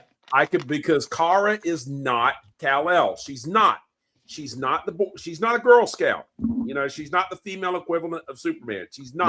Nope. And that's one of the things I really loved about this, because she was her own character. I mean, as God has, look, I love Helen Slater, the original Supergirl, even though that is not a good film. I thought she was great in it. I still say she's great. She's still a goddess to me. I mean, I saw the picture of her at the premiere and just loved it. I love that woman. But I mean, I honestly, they just had her as a female version of Clark Kent Superman. That was also the problem with Melissa Benoist as well. Exactly. Yeah, exactly. That's all she was. Whereas she was actually her own character. I mean, this was honestly, I think, the best representation of Supergirl that I've seen. Sasha Calle got close, but again, the Flash was garbage. So and that's Sasha it wasn't her movie, so she couldn't. Little she had to work with, execute that well. So but I mean, that's just my points with the ending. I get why people don't like the ending because it comes down to execution. I get it. Those are my points. Maybe you'll see it in a better light after I explain it, but maybe you don't. I don't know. I'm just voicing my interpretation of that. Yeah. So. Yeah. And now the big thing I want to get into, because I got to complain about some shit. Austin has to complain about some shit. Maybe Rome can complain about some shit too. We're going to talk about the comic because I have a lot of built up shit that I need to fucking get out. Yeah. And I haven't made a video about it on my channel. I can't really talk about it on my job. So I'm talking about it here. So I'm going to filibuster. I'm not going to filibuster too long. This isn't going to be a 3-hour review. Don't worry. But like, I gotta get some shit off my chest. Now, first thing, because Mark mentioned this. So in the comic of Woman of Tomorrow, I'm just answering Mark's like they had. Well, what's up with the Green Sun? So in the comic, the Green Sun is an artificially made sun because it was specifically made to be a prison for Clark. Because in Woman of Tomorrow, in that universe, Clark is known in the cosmos. He's been around a lot. Like he's been around a lot. He's a veteran at that point. So this was a thing where it was like they explain this where it's like it's a kryptonite sun, and it was made, with like kryptonite. They birthed the star, and the planet that they're on, Krem knew that, imprisoned Kara so it would kill her. Now, the problem is, in this universe, they just use the idea, oh, a kryptonite sun's cool, we'll use that. And yeah, it's cool, but the fact that, one, green suns don't exist, yeah, I know, it's a comic book world, you could fucking do whatever the fuck you want, but it's still not great, and because it doesn't have that idea of, like, the lore, it doesn't work as well, so there is that. That's why I've heard a lot of people come, like, what's up with the green sun? It was left over from the comic book with no context, so it doesn't work as well. And so for me, there was a lot of stuff in the comic that the two major things in the comic I think that the comic actually does well is the art. Austin can vouch for me. Bilky Evely's art is phenomenal. Like, look up any like page of that book and you can put it on your wall. It's amazing. Yeah. And she did a lot of marketing for this. She drew a lot of stuff for this. So, and even one of the planets is called Bilky to honor Bilky Evely as the artist of the original comic book. So there's that. And I will say the relationship between Kara and Ruthie, they spend a lot more time together. I already mentioned this, and it's good there. The problem is, as Austin said, it's so ferociously fucking boring. Here's the thing, taking you into the world of this comic book. So Ruthie doesn't shut the fuck up ever. She monologues throughout this entire book. You find out why at the end, but it's like, you sly dog, you caught me monologuing, and that was essentially this entire fucking book. Now keep in mind, she literally has no less than 3 speech boxes per panel. I'm not talking pages, per panel. It, like, literally after the second issue, I just skimmed through it because I'm like, you don't need this much fucking dialogue. Dude, you're not writing a book. You are writing a comic book, a visual fucking medium. You gotta let the images speak for themselves. King, stop, for the love of God, man. Bro. So hold on. So did Tom King think he was writing a comic book or a novel? I don't know what the fuck is going on. He thought he was Grant Morrison. I don't think he can tell the fucking difference. And not that I think comics are necessarily lower than novels, because there's some extremely artistic novels. I mean, look, Time Magazine had a graphic novel on its list of the 100 greatest novels of the 20th century, The Watchmen by Alan Moore. Yeah, so, I'm not saying, here's the thing, and somebody actually said this who actually likes the comic book too. She's like, even she was like, yeah, I fucking hated the narration. It's revealed that Ruthie wrote a book of her experiences. Like, that's what it was.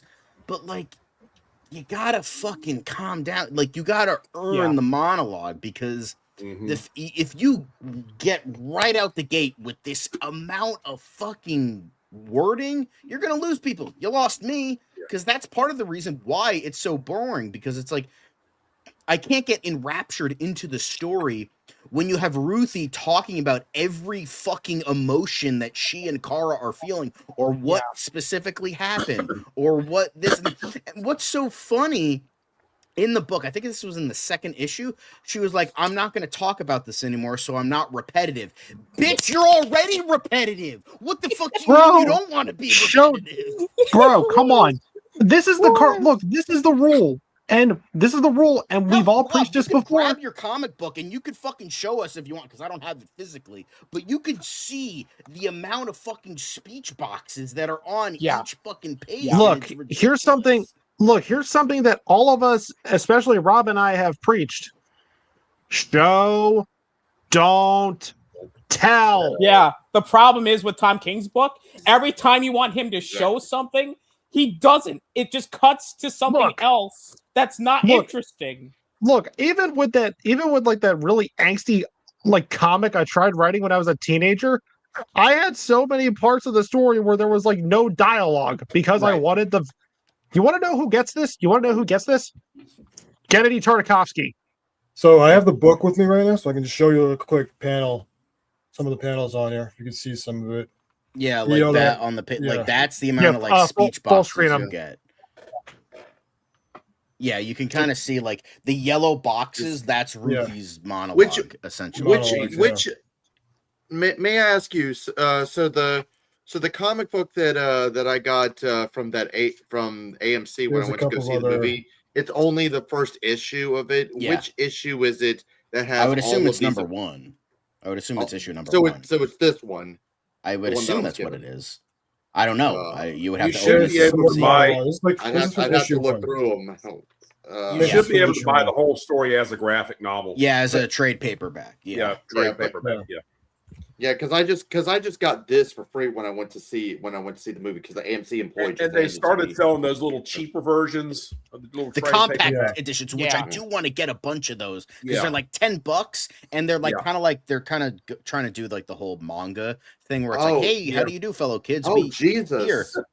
Oh Jesus! How do you do, fellow kid? Full Yeah. screen me. Full screen me. Full screen Yeah. me. I got Full you. I screen got me. you. Hang on. Is this what you're talking about? Yes. Yes, Yeah. that's what we're Oh talking my about. God! That's like Oh my normal. God! That's fucking normal, dude. That's like the What? normal amount. And let me That's tell normal?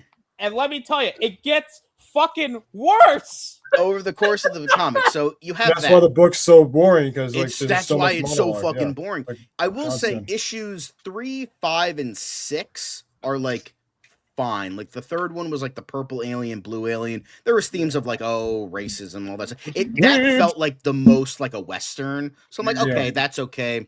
And I remember enjoying aspects of issues 5 and 6. Some of the action, some of the art really popped.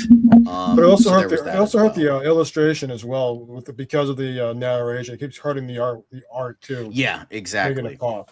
Like the stuff with Comet, the chase scene with Yeah. Comet, that was really good. Like that was like okay, this is cool. But the reason I liked it is because I was skipping all the fucking speech boxes because I let the art speak for itself. I'm like, I'm okay, I'm actually enjoying this. And then the final 2 issues. My biggest issue, because here's the thing, it's like, okay, if it was a boring comic, fine. It's a boring comic, but okay, I could maybe understand. And then I spoke about this, but Mark wasn't here. I don't think Austin was here either. I spoke about how, remember Argyle and how we all fucking hated the amount of twists in that movie? Yeah, well, Tom King pulls the same exact shit in the last 2 issues. There's like 4 different twists. Okay, so first twist. So it's told in a non-linear perspective, which I do kind of appreciate. Like, if non-linear done well can work. For the most part, it kind of works. Reservoir Dogs? But here, so it's revealed now as Austin said in his review for the movie, it's streamlined. So what you see is what you get. In the comic, it's revealed that Krem. Now, by the way, I do want to reference that in the book, Krem and the Brigands are 2 separate entities. In the movie, they're merged. He just essentially, the Brigands find him. He cuts a deal with them, and he fucking goes off with them to terrorize the universe. And by the way, the Brigands are not human sex traffickers in the book. That was added purely for the movie. So in the book, it's revealed, I think it was in I'm pretty sure it was in issue 7. It's Krem reveals to Ruthie that, oh yeah, I'm actually a double agent working for the crown, royalty of like the galaxy. And my job is to go to possible traitors to get them to see if they are against the crown, and I kill them. Okay, that's kind of stupid, but sure, whatever. Like, all right, so fine, you're this weird double agent guy. And then it's revealed that the reason Krem killed her dad was so in order to get to have like a dialogue to get people to be like, oh yeah, the crown is evil, blah blah blah. He says a joke. He's like, oh yeah, he mentions a joke about how the crown sucks, about how the royalty sucks. And to Krem's surprise, Ruthie's father is a stark supporter of the crown, and he gets so fucking mad about Krem's joke, he tells him to fucking leave, because the book starts with her father's already dead. So this is all found out for the first time. So he gets so offended, he like throws Krem out, like, get the fuck off my property. I don't want you, you're a traitor, you're blah blah. So he's getting mad that Krem made this joke. And the thing is, Krem just gets so annoyed, he fucking kills him. Even though that's literally goes against his whole job, he's just like, honestly, I was so annoyed with him, so I killed him. Damn. Overreact much? Why? I don't fucking know. That literally, like, you're a double agent for the crown. You have a guy who supports the crown, and you kill him anyway because he personally offended you. What? I'm sorry? Like, what are we doing here? Maybe he just meant to show what a psycho he is. I guess it proves, because for me, it just felt so. The execution was just so dumb to me. There's the right way, the wrong way to do it. So with this, I was like, okay, fine. And then I don't know if it was issue 7 or issue 8, forget which one. But then it's revealed after the whole thing with the brigands, Kara, like, I don't know if she killed them, but she got rid of a bunch of them and sent them on their way. Comet, by the way, is in the comic, and he dies. Like, he turns into a man again, and he fucking dies. So Ruthie was like, she tries to kill Krem, but she can't. She like physically can't. And she's like, "Why can't I kill you?" Kara's like, "Oh yeah, by the way, this whole time, I lied. Crypto isn't dying of poisoning. I sent him to a vet, and he's actually A-okay. The reason I went on this whole journey is to stop you from killing Krem and to teach you that revenge is bad." What? Yeah. I'm sorry. What? Yeah, what? I would punch like, you literally go on this whole adventure where, by the way, both of you almost die multiple fucking times in order to teach her an after-school lesson that murder is bad. Okay, that would sure. Murder somebody. And then the next issue, the final issue, it's revealed that the end of the comic takes place many years later. Ruthie is like an old woman, and she taught her, like, and she doesn't kill Krem. And like, she's like, okay, fine, I won't kill him. She's like, and she essentially gives the same kind of speech, with Kara being like, hey, you can't do this. You're going to think about it your whole life. It's not going to give you closure. Revenge is bad, blah, blah, blah. So then the end of the comic is essentially, so she sent Krem to the Phantom Zone. And he spent 300 years, 3 centuries in the Phantom Zone. So Kara comes back down. Ruthie's an old woman. Kara's the same age because, Kryptonians age slower. So she's like, okay, now we got to do this. So she's like, okay, cool. And then they go to, I think, the same place where Krem killed her father. So Kara's explaining, the first 100 years he was an angry asshole. Next 100 years he was, thinking about what he did, and 100 years he was seeking penance for what he did. So what happens is Kara releases him from the Phantom Zone. Krem is like an old, decrepit old man, and he's like he's kneeling at Ruthie and Kara's feet, and he's like, and he's essentially groveling on his knees, begging for forgiveness. Like, I realized everything I did was wrong. I'm so sorry. I just like, please, please, please, I give me your forgiveness. It's like the least you could do. I'm so sorry. Like he's like groveling to like the most pathetic levels. And what happens? Ruthie kills him anyway. What? What the fuck does that mean, Tom King? Are you trying to have your cake and eat it fucking too? That makes no sense for what you were trying to say the whole fucking book. You have Kara saying revenge is bad. Don't do this. Don't murder. And then you fucking get the cop. Look. What are you Ja- fucking doing? James, John, take a breather. And that is why this movie's Slow down bombing your the blood theaters, Steve, one pressure, of his stories. man. What are we doing here? What are we fucking doing? So at a certain point, I'm like, nope, this sucks. I'm out. So for the most part, I could be like, oh, it was just a boring comic. Fine. Last 2 issues, shit the bed harder and fatter and faster than Amber Heard ever fucking could.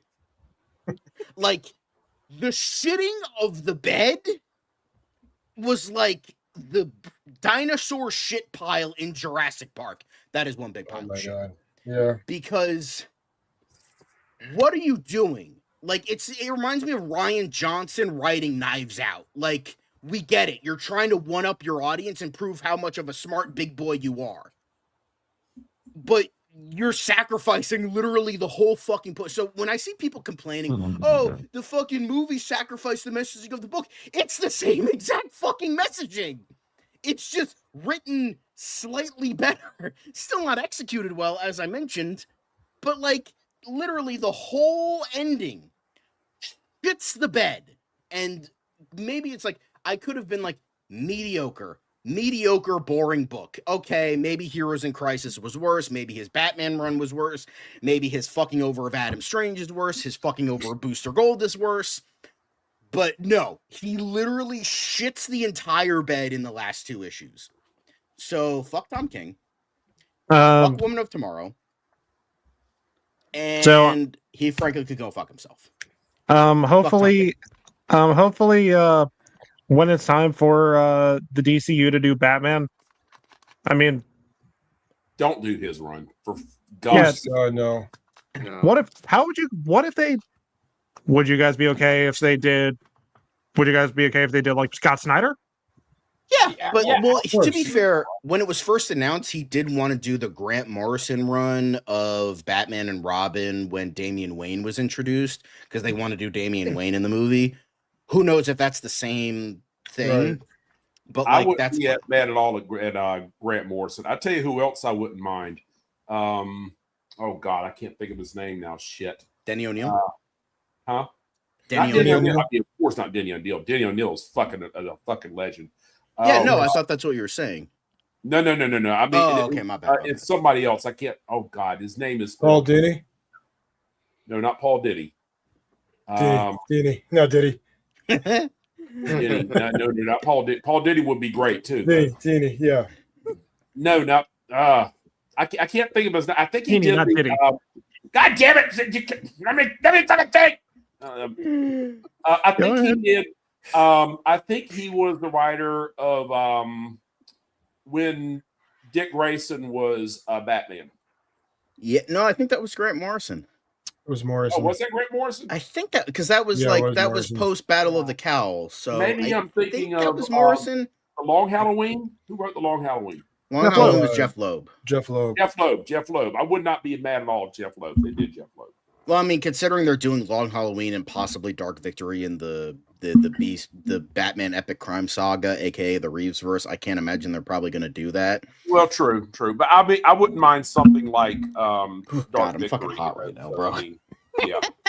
So, I mean, I would not mind at all doing Dark Victory. So I mean, because just please introduce Robin, because Batman needs a fucking Robin. I am so sick of solo Batman.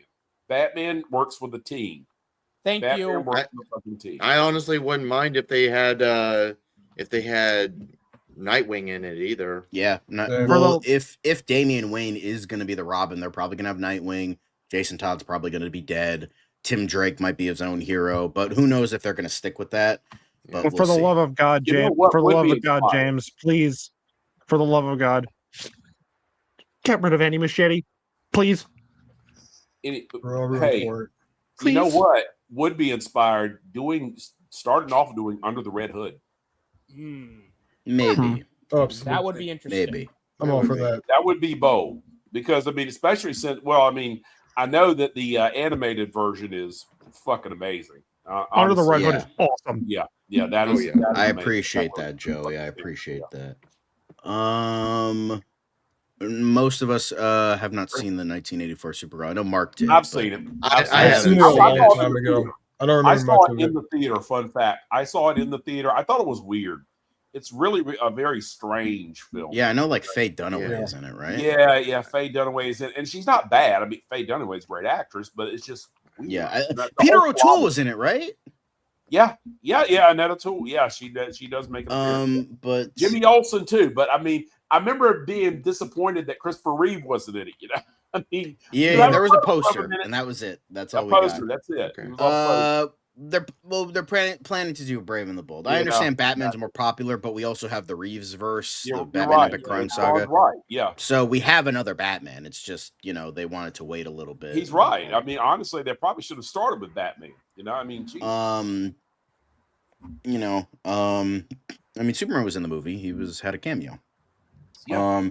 All right, maybe the original, but Supergirl 2026 is definitely not the worst hero movie ever made because I think he's No. talking about Crow 84. and Thor: Love and Thunder still exist. I think he may be talking about 84.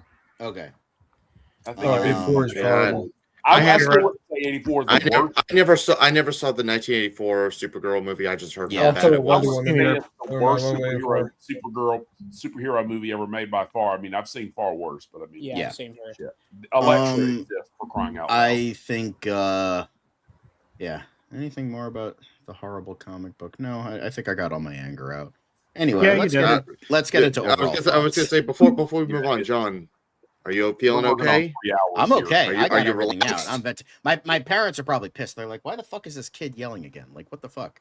I'm just making sure you're. I'm just making sure Oh, you're I'm good more now. calm. Once You don't. I'm your blood Italian. pressure's not Once I get it high. out, I'm Wrap good. it up. Anyway. So, with that overall thoughts, I thought there was a lot of good in this movie. I thought Millie was great, Eve Ridley was great, Jason Momoa was great. Most of the supporting cast of No Names was very good. Action sequences were awesome. Some CGI was okay. Most was garbage, but some was okay. I liked, the themes, overcoming trauma. The Krypton scene was a phenomenal. David Krumholtz, fucking amazing as Zor-El. But it does have some problems. I think it does have some choppy editing. It could have benefited like 15, 20 more minutes. Krem is a weak villain. I didn't hate him as much as the rest of the panel did, but I still don't think he was that great. I think he did some. I think Craig Gillespie was the wrong choice for this. And Neguera, you could tell it was a first-time screenwriter. So I think the climax was a lot of fun. As I said, Lobo was great. I don't think he was that pointless. The ending, I get why people don't like it, but I don't think it was that bad. Pacing was brisk at some points, but also choppy at others. But for the most part, I thought it was a very good movie. I enjoyed my time with it.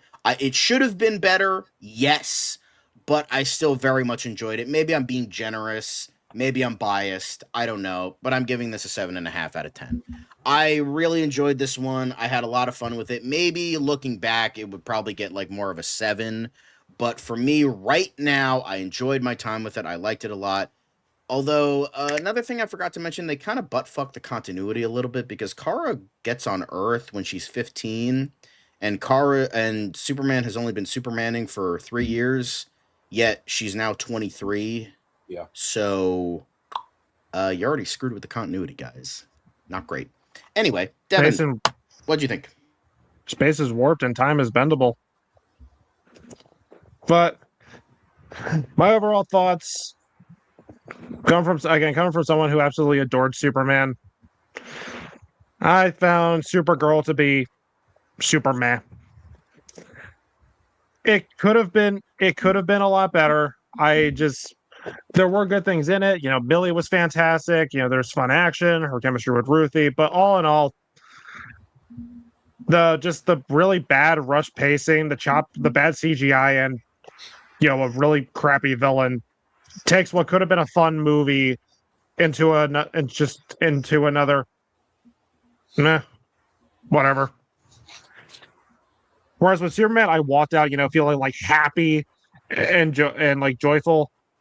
Like I walked out of this one, and I just felt like, all right. And it sucks it's bombing, but honestly, if you ask me, if you are curious about this movie, I'd probably wait for HBO Max. I'm hoping they learn from some of the flaws of this one for their future movies. That way we can craft a better cinematic universe. Maybe it's not a good idea to give a first timer like something of this scale. Maybe I don't know. Maybe swap out writers for Wonder Woman and Teen Titans. But I didn't hate the movie. I just didn't think it was anything special. That's why I'm giving Supergirl a 6 out of 10.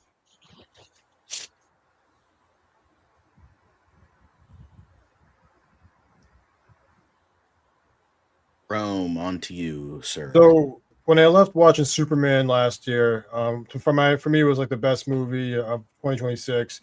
I felt like finally we got a touchdown. They got it together. They scored. We got a touchdown. Finally, they did something. With Supergirl, it was just okay. There were moments where they got some parts of it together, but they kept dropping the ball. A lot of missed opportunities, left stuff on the field.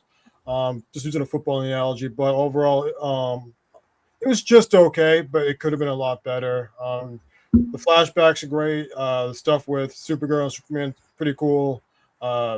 Millie Alcock as Supergirl and Jason Momoa as Lobo were great.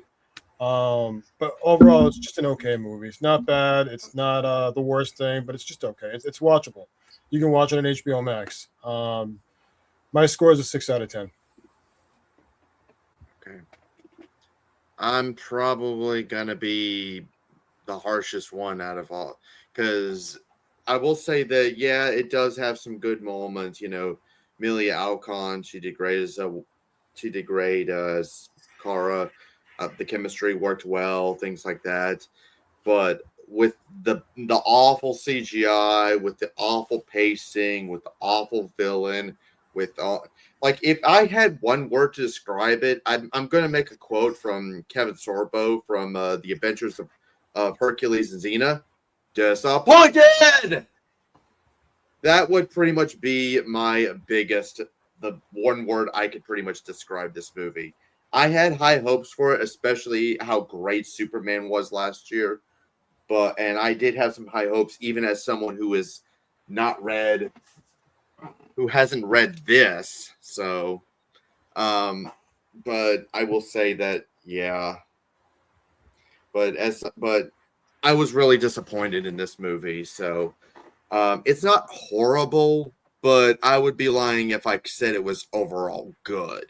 So this is a movie you probably would just end up watching on streaming if that's something you really want to see. And yeah, it sucks that it's probably it's not doing well, but I just hope that they take the criticism and learn from next time. Because as I always say, film criticism, not a bad thing. Just pretty much it just helps you improve for next time. So, and unfortunately, I have to be the harshest one here. I'm going to give it a 5 out of 10. It's not bad, but I can't call it good either.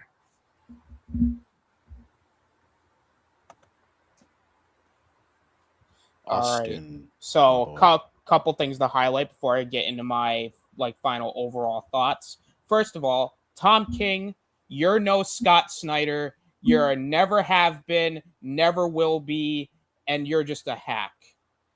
So there you go. The only thing kingly about you is your fucking last name. Exactly.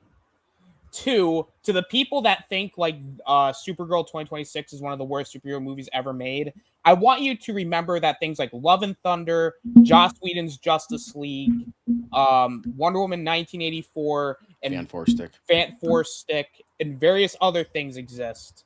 This does not even top the list of the crap. And to all the people that say that they like Tom King's book, and once again, I'm going to put book in quotes because it shouldn't even constitute as a book, but we're going to have to do that. I genuinely believe that you're all lying to yourselves, because I swear to God, if there's nothing at all redeeming besides the art.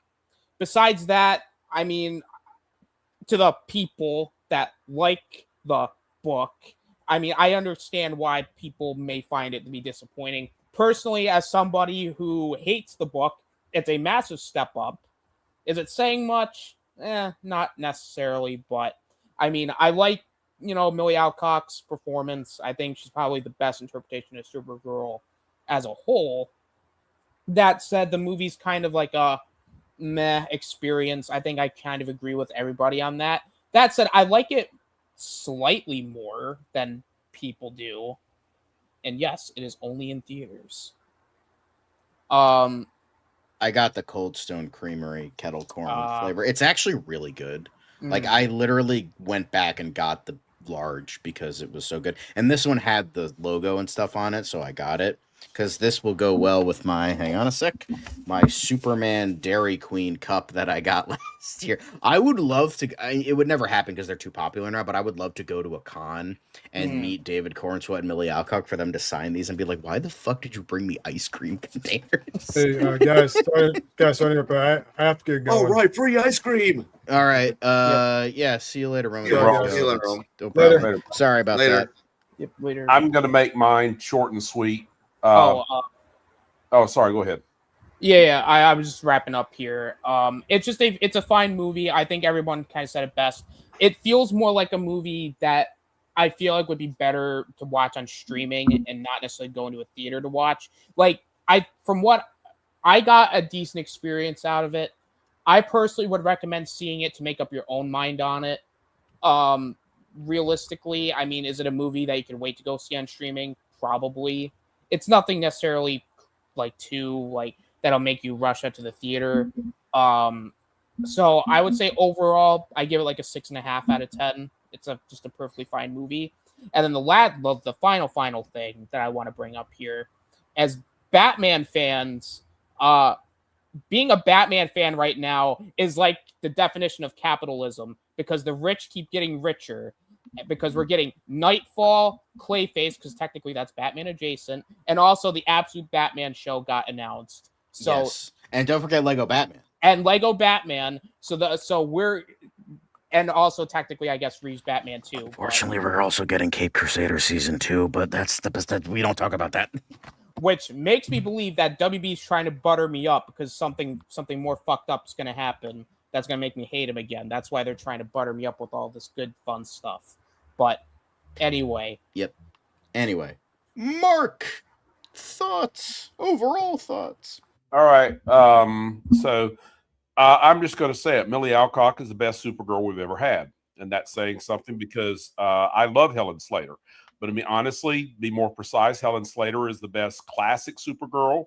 Millie Alcock is the best modern Supergirl. And obviously, of the two, I prefer the modern Supergirl because she's a much more well-rounded character. She has her own differentiation. She has different from Clark Kent. She's not just a female version of him. She has her own agency. She has her own character and everything. That's partly why I love the fact that she killed the bad guy, because she's not Clark Kent. You know, I mean, she will do that shit. You know, I mean, she wants to be better, but I mean, she's not. You know, she just doesn't want Ruthie to go there, but she is willing to go there. Yep. So, I mean, I love the fact that I love her as Supergirl. So, yeah, I mean, she was the heart of this film, despite the glaring flaws. She really makes this work. So, my rating is a solid 7 out of 10. Might even be willing to up it to a 7.5, same as my brother up here. I like how it was like the opposite of a bell curve. It would like dipped and then went back to positive. Exactly. Yeah, the upside down. I do want to Anyway. say, Mm, Tom King ain't no king. He's the jester. yes. But as the answer Spawn's point, she's a drunk. Yeah, that's the point. She's traumatized, man. Yeah. And she It's deals with it by alcohol drinking. making, Yeah, exactly. making I it mean, easy to go. traumatized. Also, it is funny that Joey. This is a joke, obviously, but it's funny Joey said this because Dwayne Johnson was almost Lobo back in like the early 2010s. It was going to be directed and written by Brad Payton, the guy who brought us Cats and Dogs: The Revenge of Kitty Galore. So that was almost going to happen for a Lobo movie. Dwayne Johnson was considered, but then he left to do the Glorious B, that is Black Adam. So. But yeah, so those are our thoughts on Supergirl. Luckily my hatred of Tom King didn't take anybody's life this time.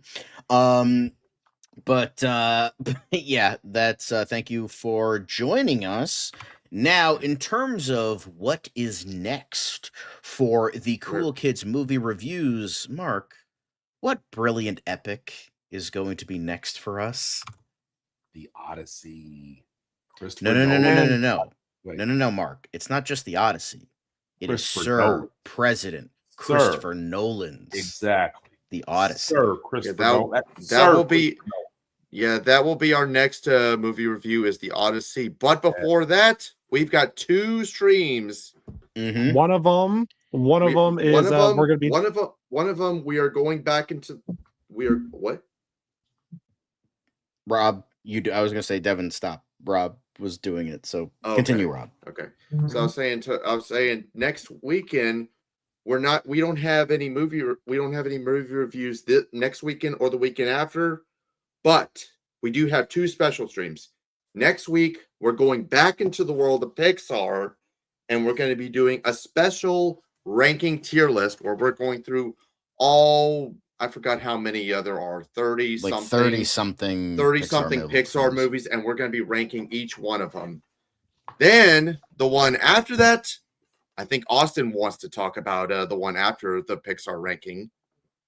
Yes, sir. So after the Pixar ranking, join us again. Because before we have to talk about the shit show that is Lanterns, that comes out later this year, we are going to be doing a special game review of Lego Batman Legacy of the Dark Knight. So stay tuned. Wash the bad taste of Supergirl out of him, even though Supergirl's not that bad. Yeah. But Lego Batman. Yeah. Peak. Lego Anyway. Batman. But thank you for watching, ladies and gents. Thank you for giving us the views and the comments for the algorithm. Hopefully it helps us out. But before we leave, I must say this, looking down the barrel of the camera. I said this on my job, but I have to say it again. Tom King can suck my left nut. Tom King can suck my right nut. And Tom King can choke on this fucking shaft. See you next time, ladies and gents.